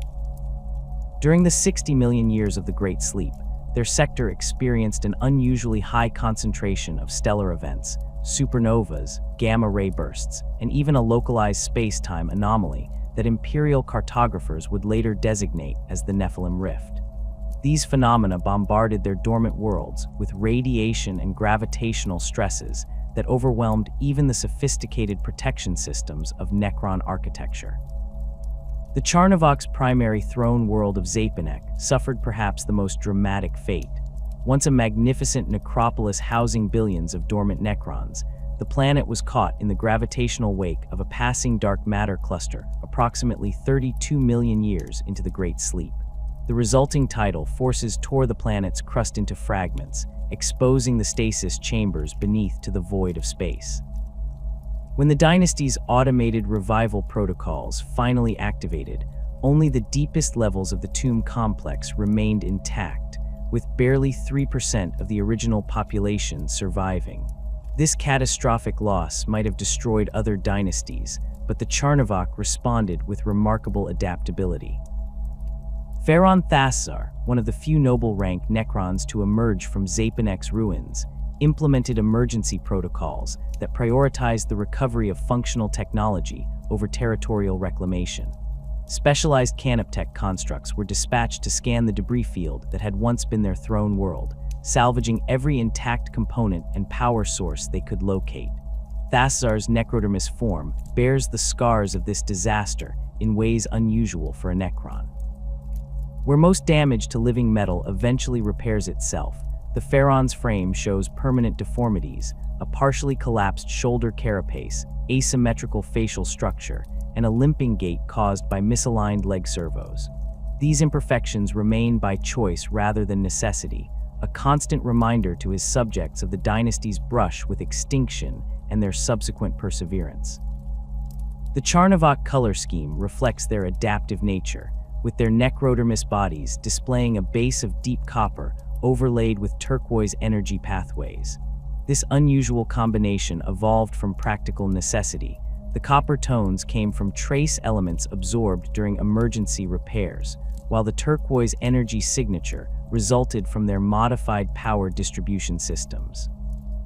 What began as evidence of makeshift repairs has become a proud dynastic identifier, with newly constructed warriors deliberately given the same distinctive appearance. Unlike the rigid hierarchies maintained by dynasties like the Sodek, Charnavok command structure evolved into something more flexible out of necessity. With so many noble-rank Necrons lost, Thasar authorized the promotion of lower-tier personalities into leadership roles based on their functionality rather than their original status. Former maintenance cryptechs found themselves commanding military operations, while warrior-grade Necrons with unusually intact neural pathways were upgraded to serve as field commanders. This meritocratic approach extended to their reconstruction efforts. The dynasty's first priority after awakening was not conquest but survival, with their limited resources focused on establishing secure power generation facilities and repair centers. Charnavok cryptechs developed innovative techniques for repurposing damaged necrodermis components, creating hybrid constructs that combined elements from different classes of Necron technology. These jury-rigged creations lacked the elegant symmetry of traditional Necron design, but functioned effectively despite their unconventional appearance. The most significant innovation emerged from necessity when the dynasty discovered that many of their warriors had suffered irreparable neural degradation during the catastrophic tomb failures. With insufficient intact warriors to defend even their remaining holdings, Cryptech Vonok developed a revolutionary solution: distributed consciousness networks. By linking multiple damaged Necron warriors through quantum entanglement, their fragmented neural patterns could function as a single, coherent entity. These composite warriors moved with unusual synchronization, their individual bodies operating as components of a unified system rather than independent units. This technology proved so successful that it became a standard feature of Charnavok military doctrine, with even intact warriors incorporated into these networks to enhance coordination during complex operations. Imperial forces encountering these linked battle groups have reported disorienting experiences, as targeting what appears to be the command unit has no effect on the group's cohesion, with leadership functions instantly redistributing across the network when any single node is damaged. The Charnavok approach to territorial expansion differs dramatically from other dynasties. Rather than attempting to reclaim their original holdings immediately, they adopted a pragmatic strategy focused on resource acquisition and gradual growth. Their survey teams identified worlds rich in materials suitable for necrodermis production, prioritizing these targets over historically significant locations or strategically positioned systems. This resource-first approach led to unusual target selection that initially confused Imperial tacticians. The Charnavok would bypass seemingly valuable worlds to secure uninhabited planets with specific mineral compositions, establishing processing facilities that converted raw materials into the specialized components needed for Necron repair and reproduction. Only after securing these resource bases would they turn their attention to more conventional strategic targets. The dynasty's most innovative adaptation appears in their use of scarab swarms. Where other Necron forces employ these constructs primarily for battlefield repairs and material processing, the Charnavok developed specialized variants designed specifically for rapid colonization. These Genesis scarabs contain sophisticated molecular assemblers that can convert raw planetary materials directly into Necron infrastructure, allowing the dynasty to establish functional outposts on newly conquered worlds within days rather than the months required by conventional methods.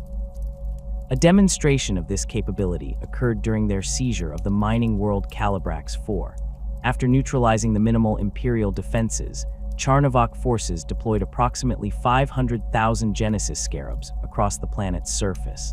Within 72 hours, these constructs had consumed nearly 30% of the planet's exposed mineral deposits, converting them into a network of interconnected Necron structures. By the time Imperial reinforcements arrived 2 weeks later, the planet had been transformed into a fully functional Necron outpost with operational defenses and manufacturing capabilities. This efficiency in resource utilization extends to their approach to conquered populations.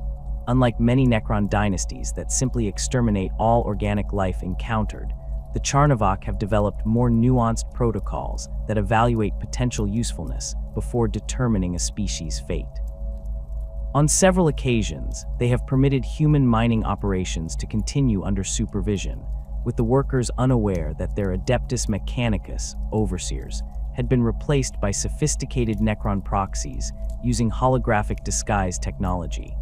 The most controversial aspect of Charnavok's strategy has been their willingness to form temporary alliances with organic races when circumstances warrant. These pragmatic arrangements emerge from cold calculation rather than any genuine diplomatic inclination, but they nevertheless represent a significant deviation from typical Necron behavior.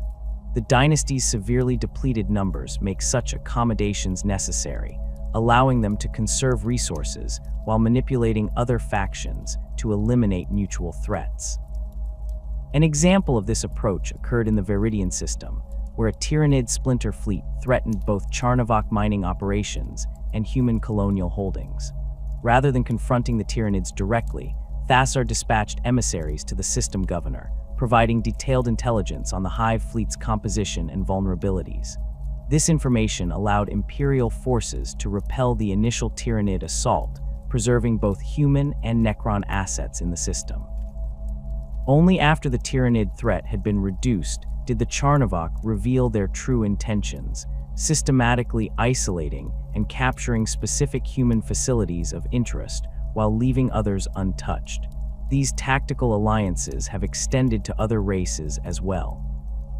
Charnavok forces have been observed coordinating with Eldar Corsairs against Chaos incursions, sharing targeting data with Tiao hunter cadres during Orkwa interceptions, and even engaging in limited technology exchanges with rogue elements of the Adeptus Mechanicus. In each case, the dynasty maintains rigid parameters for these interactions, with quantum-locked failsafes ensuring that any technology temporarily shared cannot be reverse-engineered or used against them. The dynasty's approach to warfare reflects their resource limitations and adaptive mindset. Where dynasties like the Sautek rely on overwhelming force and the Mefrit on devastating firepower, Charnavok commanders employ precision strikes and targeted decapitation attacks. Their forces typically deploy in smaller, more mobile groups, focusing on eliminating enemy leadership and critical infrastructure rather than engaging in protracted battles of attrition they cannot afford to sustain. This surgical approach is exemplified by their extensive use of death marks, specialized Necron snipers capable of dimensional shifting to reach otherwise inaccessible firing positions. Charnavok deathmarks operate with expanded targeting parameters compared to those of other dynasties, authorized to eliminate not just military leaders, but also civilian administrators, technical specialists, and even religious figures whose removal might destabilize enemy resistance. Imperial commanders facing Charnavok forces have learned to implement complex security protocols, rotating command personnel frequently, and establishing redundant leadership structures to mitigate the impact of these targeted assassinations. The most distinctive element of Charnavok military technology is their advanced phase shifters. Building on standard Necron dimensional manipulation capabilities, their cryptechs have developed systems that allow warriors to exist partially out of phase with normal space-time for extended periods. This technology serves both offensive and defensive purposes, making their forces difficult to target while allowing them to bypass conventional defenses by simply shifting through solid barriers. These phase technologies reach their apex in the Eternity Gate, a large-scale dimensional portal that allows instantaneous redeployment of forces between secured locations. Unlike the more common Necron teleportation methods that require significant power expenditure for each use, the Eternity Gates establish permanent connections between fixed points, allowing troops and materials to flow freely between them with minimal energy cost. This network of dimensional shortcuts has proven crucial to the dynasty's survival, enabling them to defend widely separated holdings despite their limited numbers. The Charnavok relationship with their Catan shards differs notably from other dynasties. With their resources too limited to maintain the elaborate containment systems typically used to harness these dangerous entities, they instead developed more efficient, if riskier, methods of utilization. Rather than deploying Catan shards in their conventional prismatic forms, Charnavok cryptechs fragment them further into splinters, smaller, more manageable pieces that can be integrated directly into their command protocols. These Catan splinters provide enhanced capabilities to Charnavok officers without requiring the massive energy expenditure of full shard deployment. A lord equipped with a splinter of the Deceiver gains limited access to that entity's reality-bending powers, able to generate convincing illusions or manipulate probability in small but tactically significant ways. The trade-off comes in increased risk of influence from the Catan fragment, with affected commanders sometimes exhibiting behavioral patterns reminiscent of the entity they carry. Among the awakened Necron dynasties that now stalk the stars, few names inspire such immediate dread as the Maynarch. While the Sodek conquer methodically and the Nihilak collect with purpose, the Maynarch dynasty exists for a singular purpose: annihilation executed with such ruthless efficiency that even other Necron dynasties regard them with caution. The Maynarch's reputation for extreme aggression predates even the war in heaven. Ancient records recovered from shattered tomb worlds suggest that the pre-biotransference Necron tier of the Maynarch territories were considered dangerous extremists by their contemporaries. Their original homeworlds orbited a cluster of pulsars that bombarded their planets with levels of radiation lethal, even by Necron tier standards. This environmental crucible produced a culture obsessed with endurance through overwhelming force. If they could not escape their deadly stars, they would become strong enough to survive them. When the Silent King made his fateful bargain with the Catan, the Maynarch were among the most enthusiastic supporters of biotransference.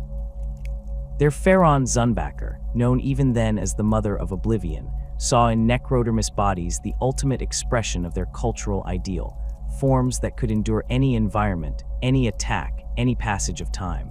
The Maynarch entered the transformation chambers willingly, even eagerly, with minimal resistance compared to other dynasties. What emerged was something that disturbed even the architects of biotransference.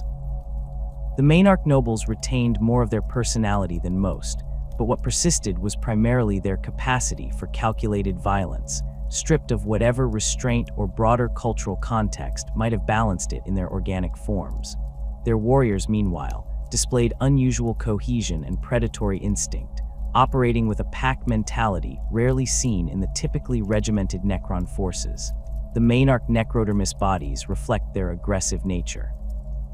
Where most Necron warriors bear the uniform skeletal appearance of their kind, Maynarch troops feature additional armor plating, reinforced joints, and weapon housings integrated directly into their limbs.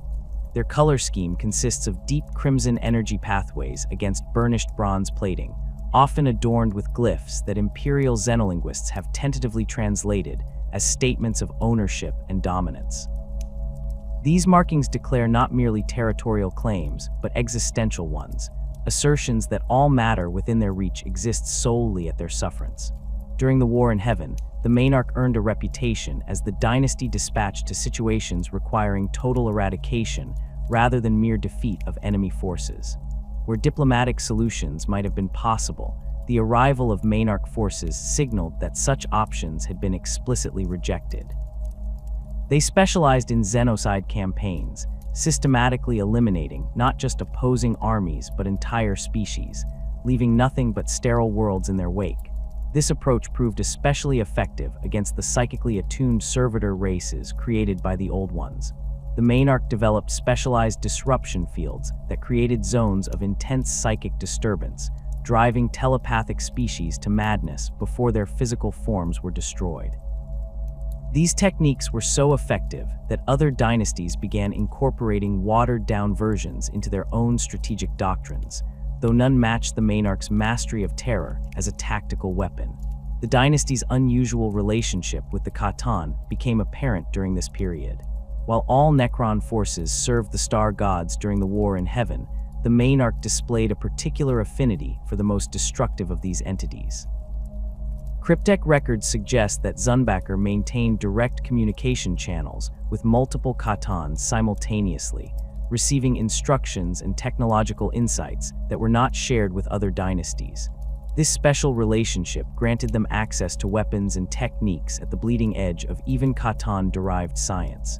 When the Necrons eventually rebelled against the Catan, the Maynarch's role proved unexpectedly pivotal.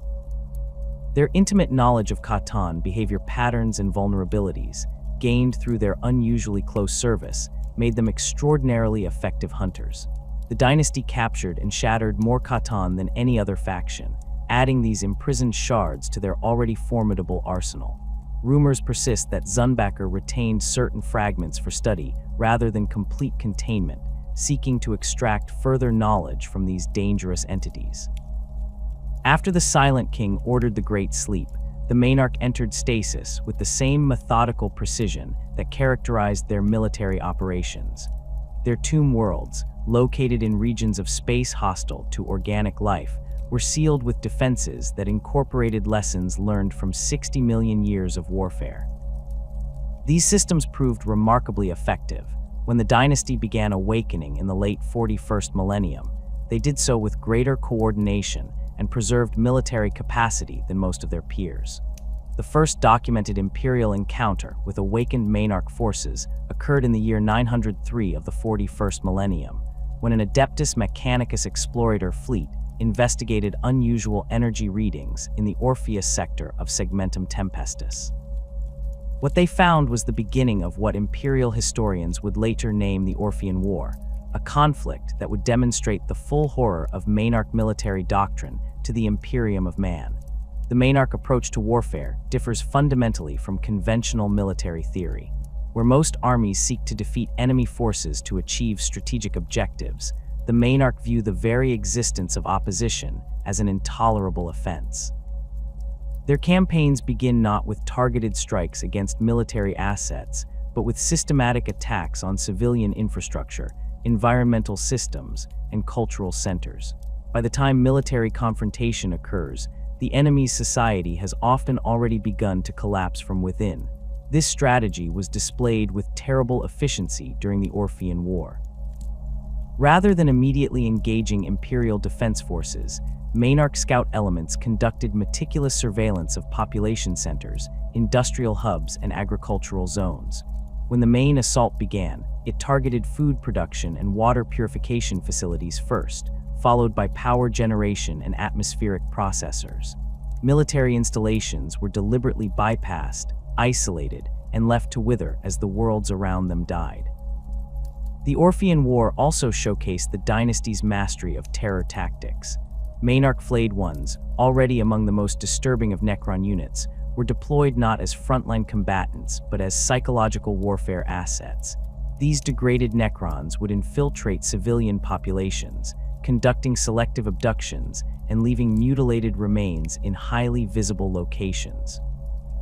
Imperial morale reports from this period describe unprecedented rates of suicide among civilian populations and combat stress breakdown among veteran troops who had previously served against chaos forces without incident. The technological edge that enables Maynarch dominance comes not from any single superweapon, but from incremental advantages across their entire arsenal. Their Gauss weapons operate at power settings approximately 23% higher than those of other dynasties, sacrificing ammunition efficiency for increased destructive potential. Their quantum shielding incorporates reactive harmonics that adapt to enemy weapon frequencies in real time, becoming increasingly resistant to weapons that have already struck them once. Most distinctive are their canoptech constructs, which exhibit behaviors more reminiscent of predatory organisms than mechanical servitors. Maynarch scarabs swarm in complex patterns that suggest rudimentary collective intelligence, while their wraiths demonstrate hunting behaviors, including ambush tactics and coordinated encirclement maneuvers. These constructs often bear additional weaponry not seen in their counterparts from other dynasties, such as molecular disassemblers on scarabs or phase lances on spiders.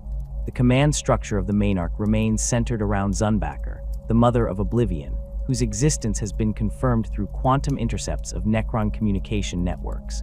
Below her serves a council of overlords known as the Harvest Elite, each responsible for specific aspects of the dynasty's operations. Unlike the territorial divisions common in other dynasties, Maynarch authority is divided functionally. The Overlord of Culling oversees population elimination, while the Overlord of Rendering manages resource extraction from conquered worlds. This specialization extends throughout their forces, with warrior cohorts designated for specific tactical roles rather than as general combat units. Immortals bearing Tesla carbines are organized into suppression phalanxes, tasked with area denial and crowd control. Lichguard units serve not only as bodyguards for nobility, but as execution squads, deployed to eliminate enemy leadership with methodical precision. Even their death marks operate differently, functioning as forward observers who designate targets for mass fire rather than as individual snipers.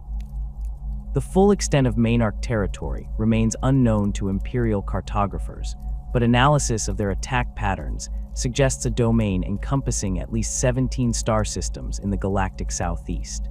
These holdings appear deliberately selected for their inhospitality to organic life, including worlds orbiting neutron stars, systems saturated with radiation from recent supernovae, and planets with toxic atmospheres. Such environments pose no challenge to Necron physiology while providing natural deterrence against exploration or colonization by other species. The dynasty's approach to captured worlds demonstrates their fundamental difference from other Necron factions, where the Sodek might establish permanent garrisons and the Nihilak might search for artifacts of interest. The Maynarch implement what xenobiologists have termed total biosphere reprocessing. This procedure begins with atmospheric alteration to eliminate respiratory-dependent life forms, followed by systematic irradiation of surface areas to destroy plant life and microorganisms.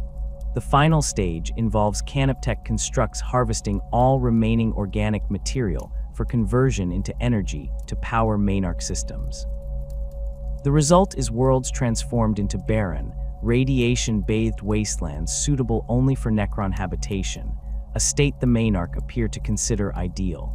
These processed planets serve as forward bases for further expansion, with automated defenses calibrated to eliminate any organic matter detected, down to the bacterial level. The message is clear. The Maynarch do not seek to rule over other life forms or even to exploit them as resources. They intend to eradicate them entirely as unwelcome contaminants in their domain. During the Orphean War, this approach resulted in the complete loss of 17 Imperial worlds, with partial losses on another 23 systems. The death toll exceeded 8 billion confirmed casualties, with millions more unaccounted for. The Imperial response, spearheaded by Battlefleet Tempestus and elements of the Minotaur's Space Marine chapter, encountered technological disparities that rendered conventional tactics ineffective. Particularly notable was the Battle of Amara Prime, where 3 companies of Minotaur space marines supported by 2 regiments of Astra Militarum armor attempted to hold the planetary capital against a Maynarch assault. The Necron forces bypassed prepared defensive positions entirely, using phase shifter technology to emerge directly within the city's central administrative district. Rather than engaging the Space Marines immediately, they systematically destroyed water treatment facilities, atmospheric regulators, and food storage warehouses, effectively condemning the civilian population before turning their attention to military targets. When combat was joined, the Maynarch deployed specialized anti-Astartes units equipped with hyperphase weapons, calibrated to disrupt the molecular bonding of ceramite armor. These weapons created catastrophic failures in power armor systems, with field reports describing space marines whose protection simply disintegrated around them in cascading waves of molecular breakdown. Of the 300 Minotaurs deployed to Amara Prime, only 47 survived to be evacuated, most suffering severe radiation poisoning from exposure to Maynarch weaponry. The technological sophistication displayed during these engagements suggests the Maynarch maintained closer ties to certain Catan than was previously understood. Their weapons incorporate principles that appear to violate established laws of physics, particularly in their manipulation of phase space and molecular cohesion. Some Ordo Xenos inquisitors have theorized that the dynasty may have preserved technical knowledge from the war in heaven that other Necrons chose to abandon, possibly due to ethical concerns that the Maynarch simply do not share. This theory is supported by the unusual prevalence of Catan shards in Maynarch military operations, where other dynasties deploy these dangerous entities only in the most desperate circumstances. Maynarch forces incorporate them as standard tactical assets. They have developed specialized containment systems that allow for more precise control of these shards, enabling deployment of multiple fragments simultaneously without the risk of rebellion that typically limits their use. The technique for achieving this control remains unknown, but appears to involve technologies derived from the original Catan imprisonment methods used during the Necron Rebellion. The Orphean War eventually reached a stalemate not through Imperial military success, but because the Maynarch simply ceased their advance after achieving objectives known only to them. Analysis of their withdrawal patterns suggests they had secured specific stellar coordinates or artifacts rather than territory per se. The dynasty consolidated their gains, established a buffer zone of sterilized worlds, and entered a phase of reduced activity that continues to the present day. This operational pause has allowed Imperial forces to establish a quarantine zone around confirmed Maynarch holdings, though breaches occur with disturbing regularity. Rogue trader vessels occasionally report ghost ships drifting at the edge of Maynarch territory, Imperial craft found completely depopulated, but with life support systems still functioning and no signs of conventional combat. These vessels typically contain a single cryptic message left in a prominent location, variations on the phrase insufficient complexity for preservation, suggesting the Maynarch examined the crews and found them wanting by some incomprehensible standard. The golden light of the Necron Dynasties phase technology illuminates the darkness of space like spectral apparitions, their warriors shifting between material states with an ease that unnerves even other Necrons. Unlike the expansionist Sodek or the destructive Maynarch, the Necron pursue a different ambition, transcendence through the mastery of dimensional physics and phase technology. Necron tomb worlds are immediately recognizable by their distinctive architecture. Where other dynasties favor imposing monoliths of dark necrodermis, Necron structures incorporate translucent crystalline elements that channel and amplify phase energies. These buildings exist partially in real space and partially in dimensional interstices, giving them a shimmering, insubstantial appearance that belies their actual durability. Approaching a Necron tomb complex produces a disorienting effect as perception shifts between dimensional states, making it nearly impossible for organic minds to maintain a coherent understanding of the space.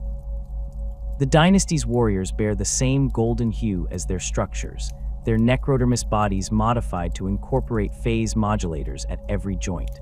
These devices allow Necrons to shift portions of their bodies out of phase with normal space-time, passing through solid matter, or avoiding incoming attacks by temporarily existing in a different dimensional state.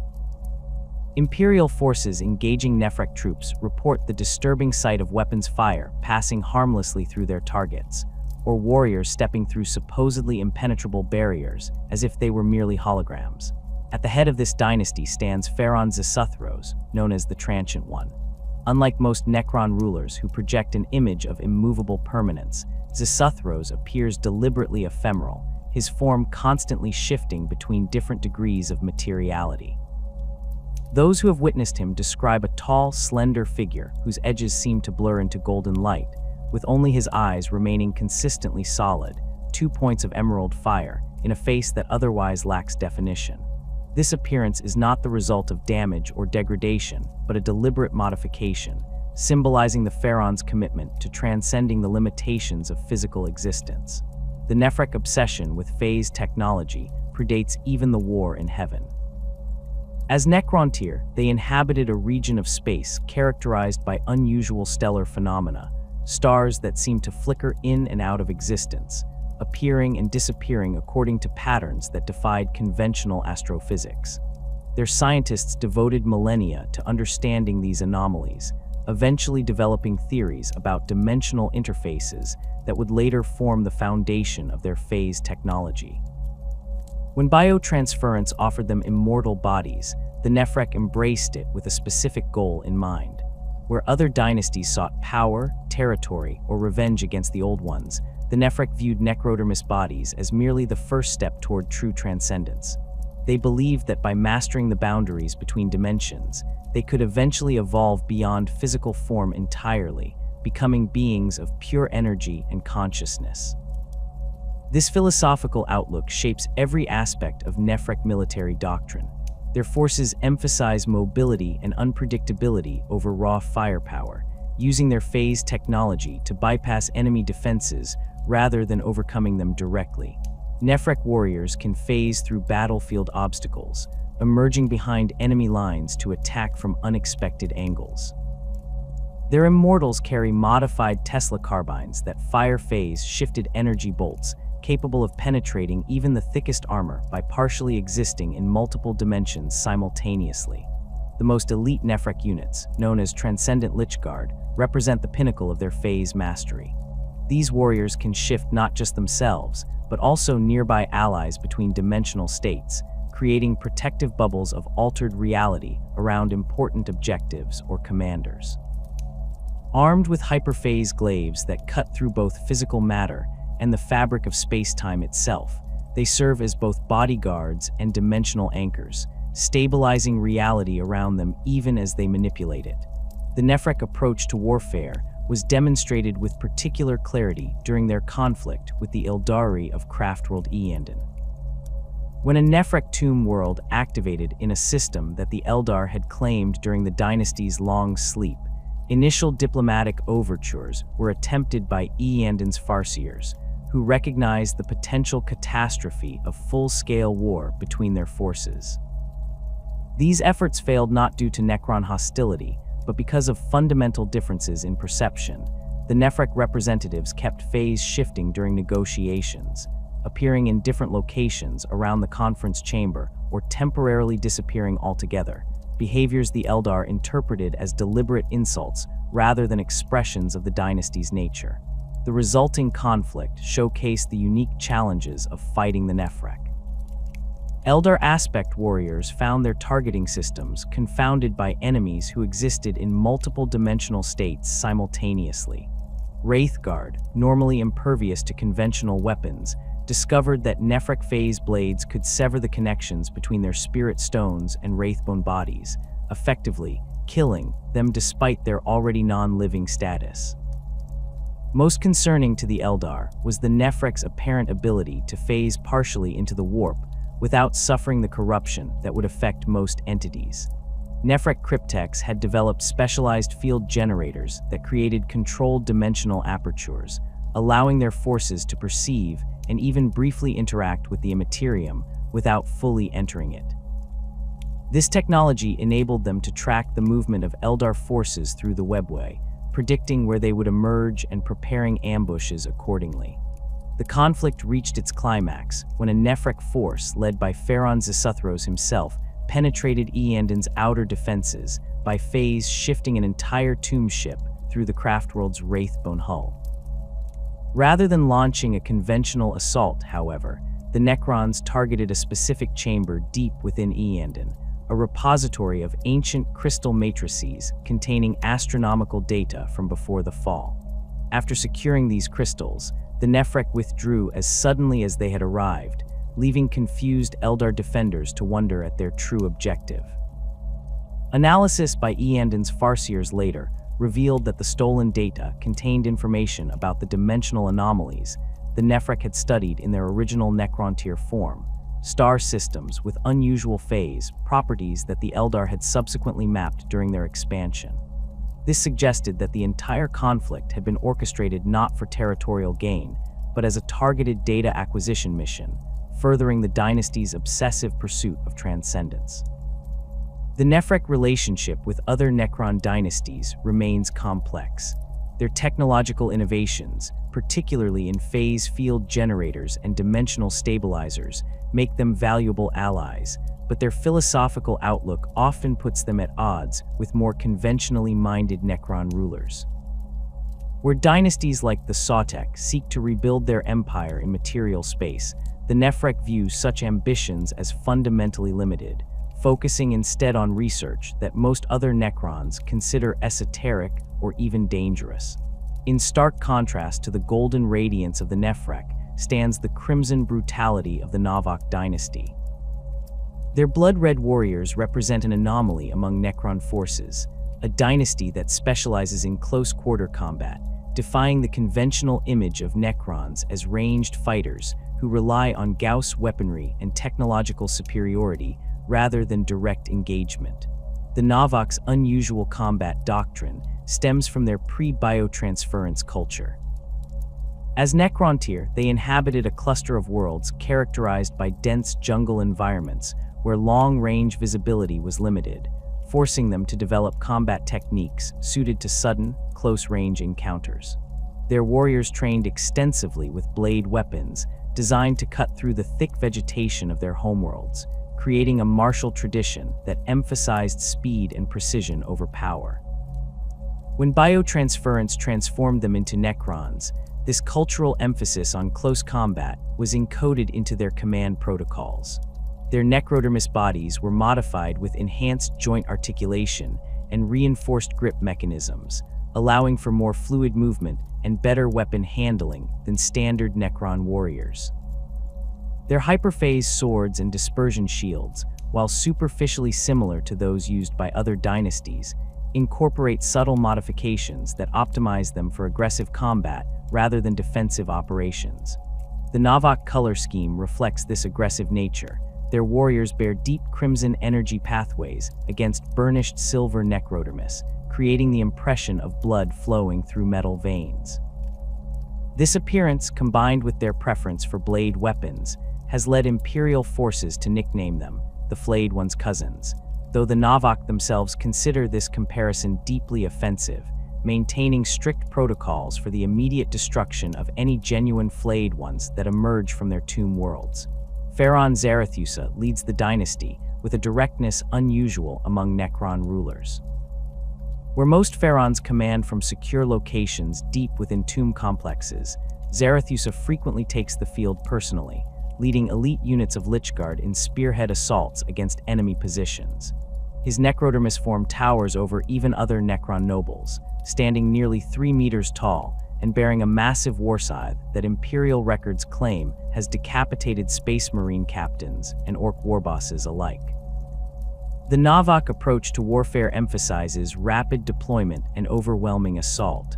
Their forces typically begin engagements with conventional Necron tactics, teleport insertions, quantum shielding, and supporting fire from immortals and tomb blades. This conventional phase lasts only until the enemy's formation has been disrupted, at which point Navok commanders deploy their specialized close combat units via night scythes or monoliths, flooding the battlefield with warriors bearing hyperphase swords and dispersion shields. These close combat specialists operate in precisely coordinated phalanxes, their movements synchronized through command protocols to a degree impossible for organic combatants. Each warrior's position is calculated to support adjacent units, creating overlapping fields of defense while maximizing offensive coverage. Against opponents accustomed to facing Necrons at range, this sudden shift to close quarters fighting often creates tactical confusion that the Navok exploit ruthlessly. The most elite of these assault units are the Crimson Court, a formation of Lich Guard who serve as both Zarathus's personal bodyguard and the dynasty's premier shock troops. These warriors bear more extensive modifications than standard Navok forces, with reinforced leg actuators that allow for sudden bursts of speed and specialized sensory arrays that track enemy movement patterns to predict and counter defensive reactions. Armed with hyperphase glaives that can shift between solid and energy states mid-swing, they can adapt their attacks to penetrate any defense they encounter. The effectiveness of Navok combat doctrine was demonstrated during their conflict with Hive Fleet Gorgon in the Perdus Rift. When Tyranid forces invaded a star system containing a dormant Navok tomb world, the awakening protocols activated in response to the massive biological signatures detected on the planet's surface. Initial Necron forces emerged to find their world overrun with Tyranid organisms, the local human population already consumed, an adaptive evolution in progress as the hive mind analyzed and countered conventional Necron weaponry. Rather than engaging in the protracted ranged combat that would have allowed the Tyranids to develop further adaptations, Phaeron Zarathusa ordered an immediate full-scale assault focusing on close-quarter engagements. Navok warriors teleported directly into the densest concentrations of Tyranid organisms, their hyperphase blades severing synaptic connections faster than the hive mind could process and adapt to the threat. The Necrons' necrodermis bodies proved resistant to the corrosive biological weapons that had evolved to counter their Gauss technology, while their phase weapons bypassed the rapidly thickening carapaces of Tyranid warrior organisms. The conflict reached its climax when Navok forces identified and targeted the Norn Queen directing the invasion, teleporting a full phalanx of the Crimson Court directly into its chamber deep beneath the planet's surface. The resulting battle lasted less than 20 minutes, but saw the complete destruction of the Tyranid command organism and the subsequent collapse of synaptic control across the Hive fleet. Without central coordination, the remaining Tyranid forces devolved into feral behavior patterns that made them vulnerable to systematic elimination by conventional Necron weapons. Beyond the established dynasties, the awakening Necron Empire has also seen the emergence of independent overlords and lords who operate outside traditional power structures. Some command fragments of shattered dynasties, while others have deliberately severed their command protocols to pursue individual agendas. These independent operators represent wild cards in the galaxy's power dynamics, their motivations and methods often incomprehensible even to other Necrons. Among these independent figures, none has had more far-reaching impact than Anraker the Traveler. Once a high-ranking overlord of the Pyrrhian dynasty, Anraker emerged from the Great Sleep to find his tomb world destroyed and his dynasty scattered beyond recovery. Rather than attempting to rebuild his lost power base, he embarked on a unique mission, awakening dormant tomb worlds across the galaxy, regardless of their dynastic affiliations. Anraker's motivations remain subject to debate among those xenoarchaeologists brave or foolish enough to study Necron politics. Some theorize that he seeks to rebuild a unified Necron empire, while others suggest his goal is to ensure that all Necrons awaken in time to face some coming threat that only he has foreseen. What remains clear is that his actions have accelerated the pace of Necron reemergence across multiple sectors, creating complications for Imperial defense planning and resource allocation. The Traveler's physical form reflects his independent status. Where dynastic Necrons bear colors and markings identifying their affiliations, Anraker's necrodermis body displays a patchwork of different styles and technologies, components salvaged and incorporated from the various tomb worlds he has visited. His primary weapon, the Tachyon arrow, represents technology beyond even typical Necron capabilities, a handheld device capable of firing a projectile at near light speed with enough force to penetrate the armor of a battle tank. Anraker travels with a core force of loyal Pyrrhian warriors who escaped their dynasty's destruction, supplemented by troops recruited from each tomb world he awakens. His flagship, the Pyrrhian Eternal, serves as both transport and mobile command center, its system specifically modified to detect the unique energy signatures of dormant tomb complexes. Upon locating such a facility, Anraker's standard approach involves establishing a perimeter defense before personally entering the stasis chambers to initiate revival protocols for the entombed nobility. These awakening operations don't always proceed smoothly. Many tomb worlds have suffered damage during the Great Sleep, resulting in corrupted command protocols or degraded neural pathways among their inhabitants. In such cases, Anraker employs specialized cryptechs who accompany his expedition, experts in repairing and recalibrating the technologies that maintain Necron consciousness. When even these measures prove insufficient, he has been known to incorporate damaged nobles into his own command structure, offering them purpose when their original dynasties can no longer be salvaged. The most controversial aspect of Anraker's activities is his approach to tomb worlds controlled by active dynasties. Rather than respecting established territorial claims, he has on multiple occasions infiltrated such worlds to awaken additional forces without the ruling Phaeron's permission. These actions have created tensions with major powers like the Sodek dynasty, whose overlords view his unauthorized activations as tantamount to theft of military assets. A particularly notable incident occurred when Anraker arrived at a Sodek-controlled system to find it under attack by an Orc-Wa rather than coordinating with the Sodek defenders.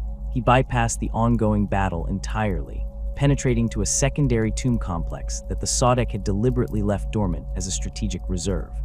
After activating its inhabitants, he led them not to reinforce the Sodek position, but to attack a different Orc concentration on the far side of the planet. This unexpected second front confused the Orc leadership and ultimately contributed to the Wa's defeat, but the Sodek Overlord nevertheless filed a formal grievance with the Pyrrhian Eternal's command protocols, demanding reparations for the unauthorized activation. Anraker's response to such complaints typically involves a complex form of Necron diplomacy that combines logical arguments about the greater good of their species with thinly veiled threats regarding his knowledge of backdoor access codes to supposedly secure tomb defenses. His status as an independent operator with no fixed territory makes conventional retaliation difficult, while his demonstrated willingness to assist against external threats ensures that most dynasties tolerate his interference, however reluctantly. The counterpoint to Anraker's unifying efforts can be seen in fractured dynasties like the Necthist, where succession disputes have created multiple competing courts claiming the same dynastic legacy. The Necthist territories encompass approximately 30 star systems in what imperial cartographers designate as the Ghoul Stars, a region already known for anomalous phenomena and dangerous Xenos activity. Within this domain, at least 3 distinct factions claim to be the legitimate heirs of the original Necthist dynasty, each controlled by an overlord who styles themselves as the true Phaeron. The roots of this fragmentation trace back to the final days before the Great Sleep, when Phaeron Nectar the Executioner was destroyed during the rebellion against the Catan. With no clear succession protocol activated before the dynasty entered stasis, multiple noble-rank Necrons with legitimate claims to leadership emerged from hibernation nearly simultaneously. Rather than resolving the dispute through negotiation, each claimant activated the warriors and constructs under their direct control and declared themselves the rightful ruler. The return of Zarek, the Silent King, from his self-imposed exile in the intergalactic void, marked a profound shift in Necron affairs across the galaxy. After 60 million years wandering the darkness between galaxies, the last leader of the Triarch returned with dire purpose. His necrodermis form showed signs of extensive modification, with components unlike any seen in other Necron constructs. Most notable were the sensory arrays integrated into his shoulder pauldrons, designed to detect and analyze biological patterns on a galactic scale. The Silent King's return coincided with the arrival of Hive Fleet Leviathan in the galaxy's southern reaches. This timing was no coincidence. During his exile, Zarek had encountered the advancing tendrils of the Tyranid Hive fleets in the void between galaxies. What he witnessed there fundamentally altered his plans for the Necron race. The Tyranids represented a threat unlike any other, a species that consumed not just lives but entire biospheres, leaving nothing but barren rock in their wake. For most races, this consumption would merely represent the end of their civilization. For the Necrons, it threatened something far worse: the permanent elimination of any organic bodies that might one day host their consciousness again. The Silent King's greatest revelation during his exile was that immortality in soulless metal bodies was not victory, but an evolutionary dead end. True continuity for the Necron race would require a return to organic form, a reversal of biotransference that would restore not just their flesh, but their souls and ability to evolve. The Tyranid advance threatened to devour the very biological materials the Necrons would need for this transformation. Every world consumed by the Hive fleets represented countless genetic templates lost forever, narrowing the options for potential bodies that might one day host Necron consciousness. This realization transformed Zarek's perspective from that of a conqueror to a conservationist. The galaxy and its myriad life forms were no longer merely territory to reclaim, but a biological repository that must be preserved for the Necrons' ultimate salvation.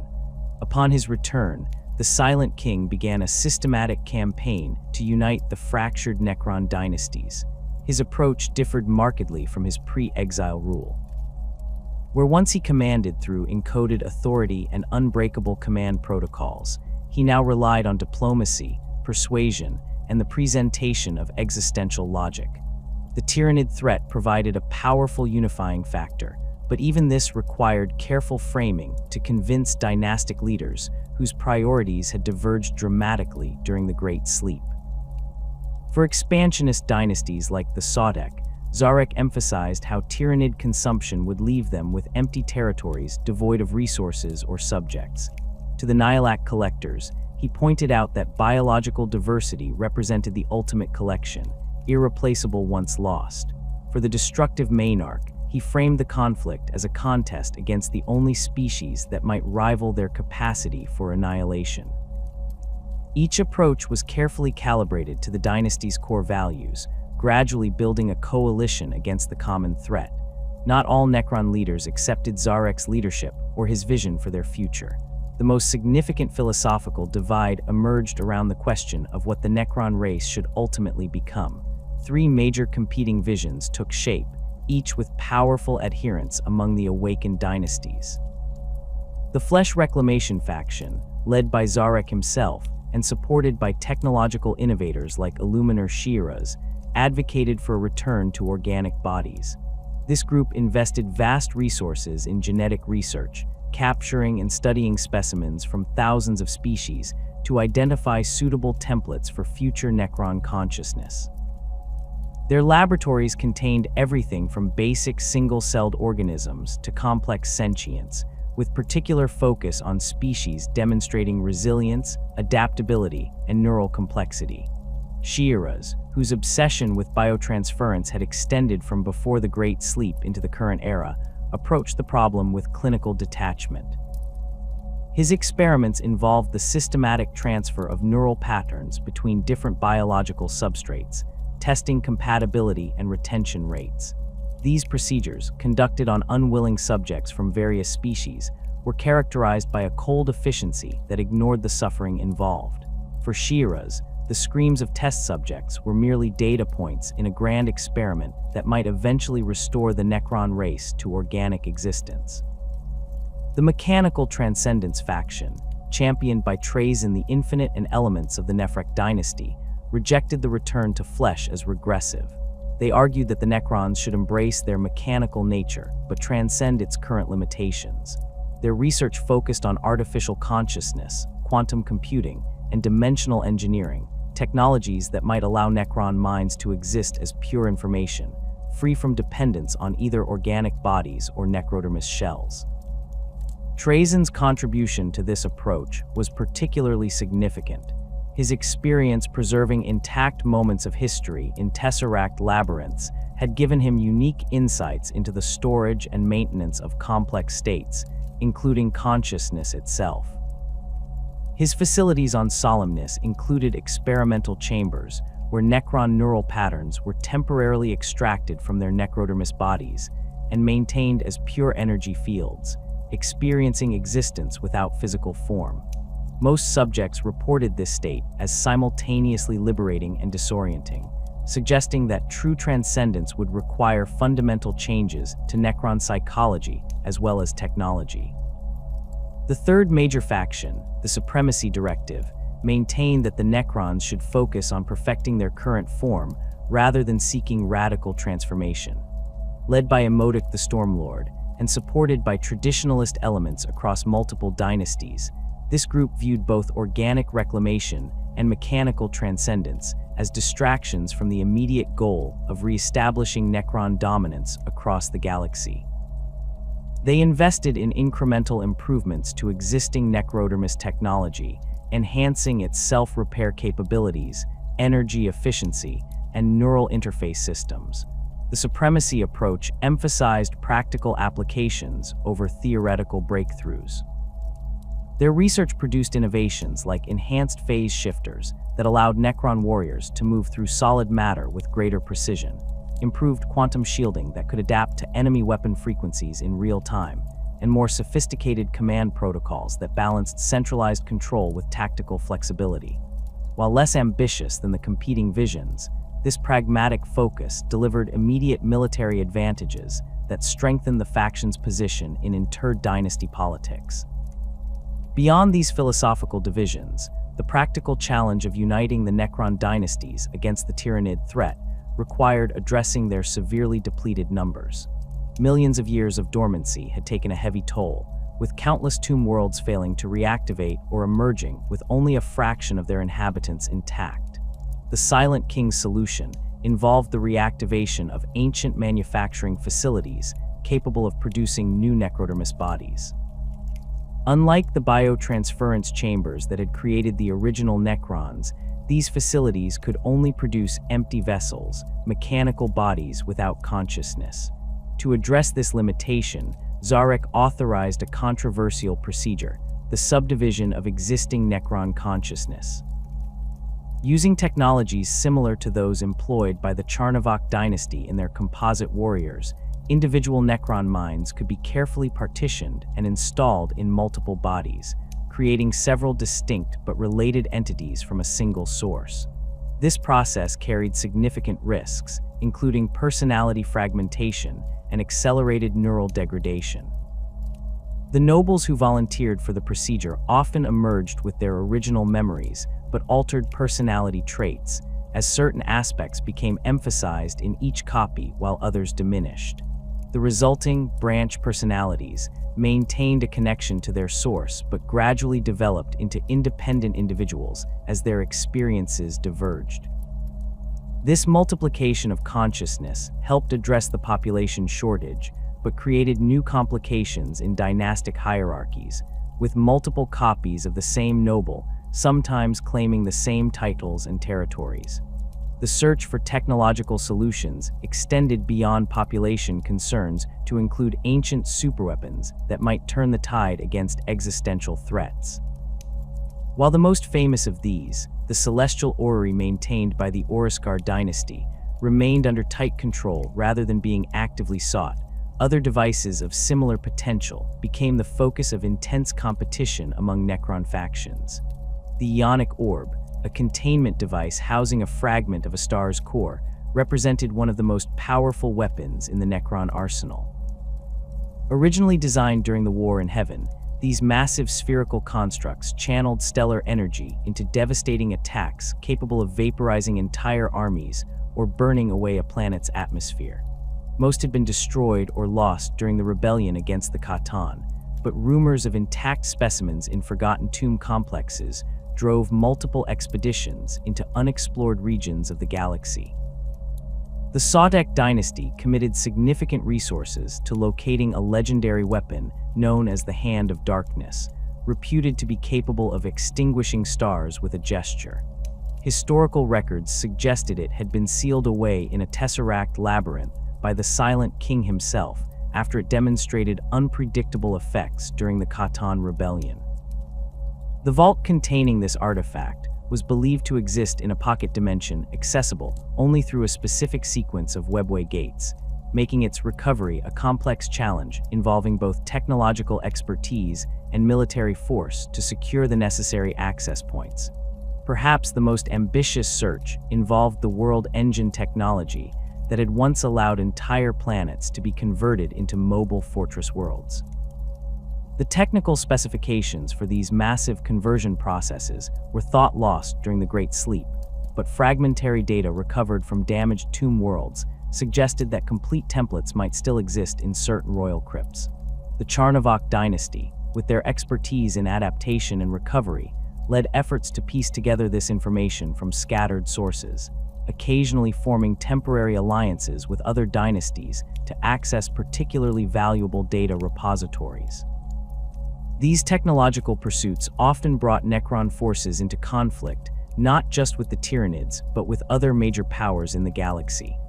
The Imperium of Man, particularly the Adeptus Mechanicus, viewed Necron technology as both heretical and irresistibly valuable, leading to frequent clashes over archaeological sites and ancient artifacts.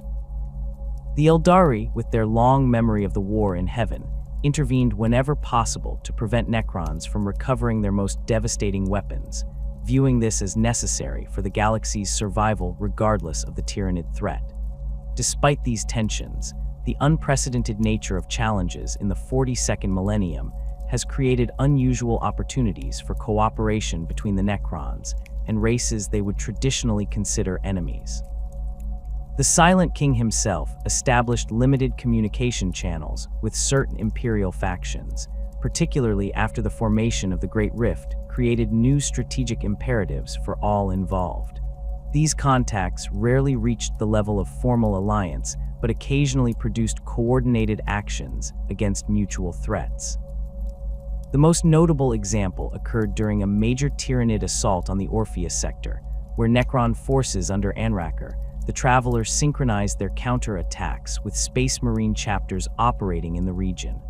No direct communication took place, but each side adjusted their deployments to complement the other's movements, creating a more effective defense than either could have managed alone. Similar tacit coordination has been observed against chaos incursions in regions where both Necron tomb worlds and Imperial planets face common threats from warp entities. More formal arrangements have occasionally emerged with the Tiao Empire, whose pragmatic approach to diplomacy allows for negotiation even with Xenos as alien as the Necrons. Several non-aggression pacts have been documented, typically involving clearly defined boundaries and mutual recognition of territorial claims.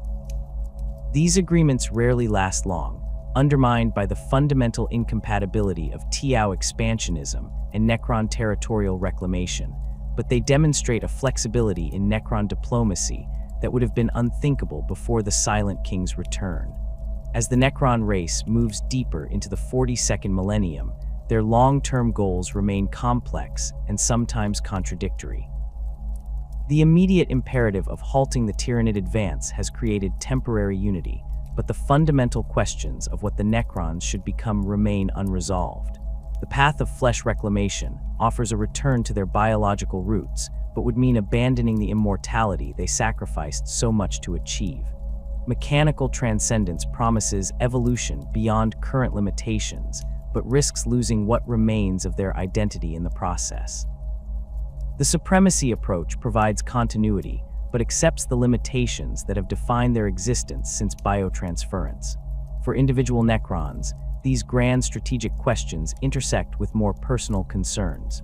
Neural degradation continues to affect even the highest-ranking nobles, with personality erosion and memory loss creating existential crises that their mechanical bodies cannot resolve through natural healing. Some seek technological solutions, transferring their consciousness to new bodies with more sophisticated neural architecture. Others embrace specialized forms of stasis, entering dormancy for millennia at a time to preserve what remains of their selfhood for critical moments. The most desperate turn to Catan shards, seeking forbidden knowledge that might stabilize their fragmenting minds despite the extreme risks such contact entails. The future of the Necron race thus remains uncertain, balanced between extinction and transformation. Their ancient empire may never return to its former glory, but something new might emerge from its remains, whether that takes the form of organic rebirth, mechanical transcendence, or some as yet unimagined synthesis remains to be seen. What seems certain is that the Necrons, who have already existed for 60 million years, are playing a game measured in millennia rather than centuries. Their plans unfold with glacial patience, each move calculated to advance multiple objectives across timescales that other races can barely comprehend. In this longest of games, even the God Emperor of mankind represents merely the latest in a long succession of temporary powers. The Necrons have watched civilizations rise and fall countless times before. They will endure, adapt, and ultimately pursue their vision of ascendance, whatever form that ultimately takes, with the inexorable persistence that only the truly deathless can maintain.